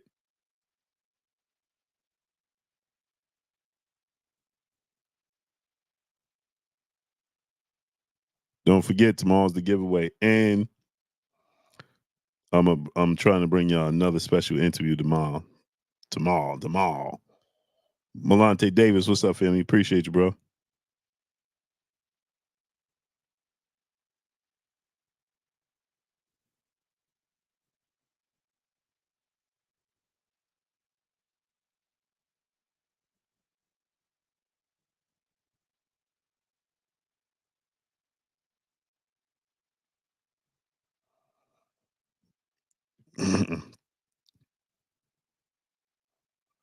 Yeah, he definitely don't, I think he means that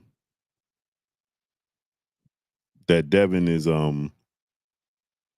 that Ryan overall is being underestimated. I don't think Devin gonna underestimate him at all. I mean, that's one of the things Bill was preaching from the very beginning.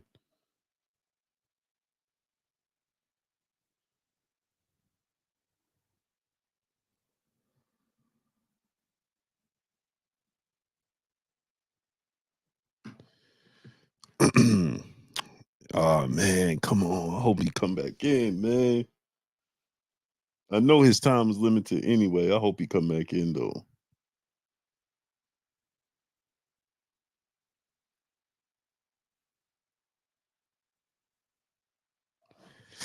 He said he got it. He about to train. Damn, man, I want to get, but Yeah, man. So tomorrow, man, make sure y'all subscribe to the channel. We're gonna do the $30,000 giveaway tomorrow, sponsored by our very own brother Charles Edward Cheese, sponsored by our very own brother Charles Edward Cheese. So make sure y'all tune in tomorrow. We're gonna do the $30,000 giveaway tomorrow, sponsored by the great brother Charles Edward Cheese. We're gonna be doing that tomorrow. So uh, um and I'm looking to have another special guest on. I'm actually in the middle of trying to secure that interview tomorrow. Another special guest on tomorrow. So we're gonna do this quite often at this time in this afternoon show. So we're gonna make that happen, man. Appreciate y'all coming through, man. So let me get off here. I appreciate y'all coming through, starting up. He's training, man. He's had to start training, so he has some things to do, and his phone is not working. So appreciate Gary Anton Russell coming through. Appreciate you, great brother. We appreciate our great brother Bernie the Boxer, Team Crawford coming through.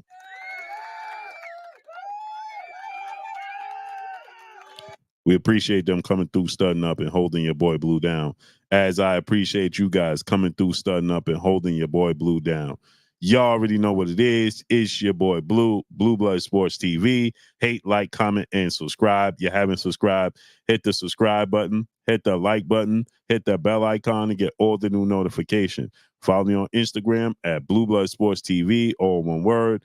Y'all already know what it is. Shout out to the entire LDBC. Shouts out to Black Media Row. Make sure you like and share these videos. That's all I got for y'all. Peace.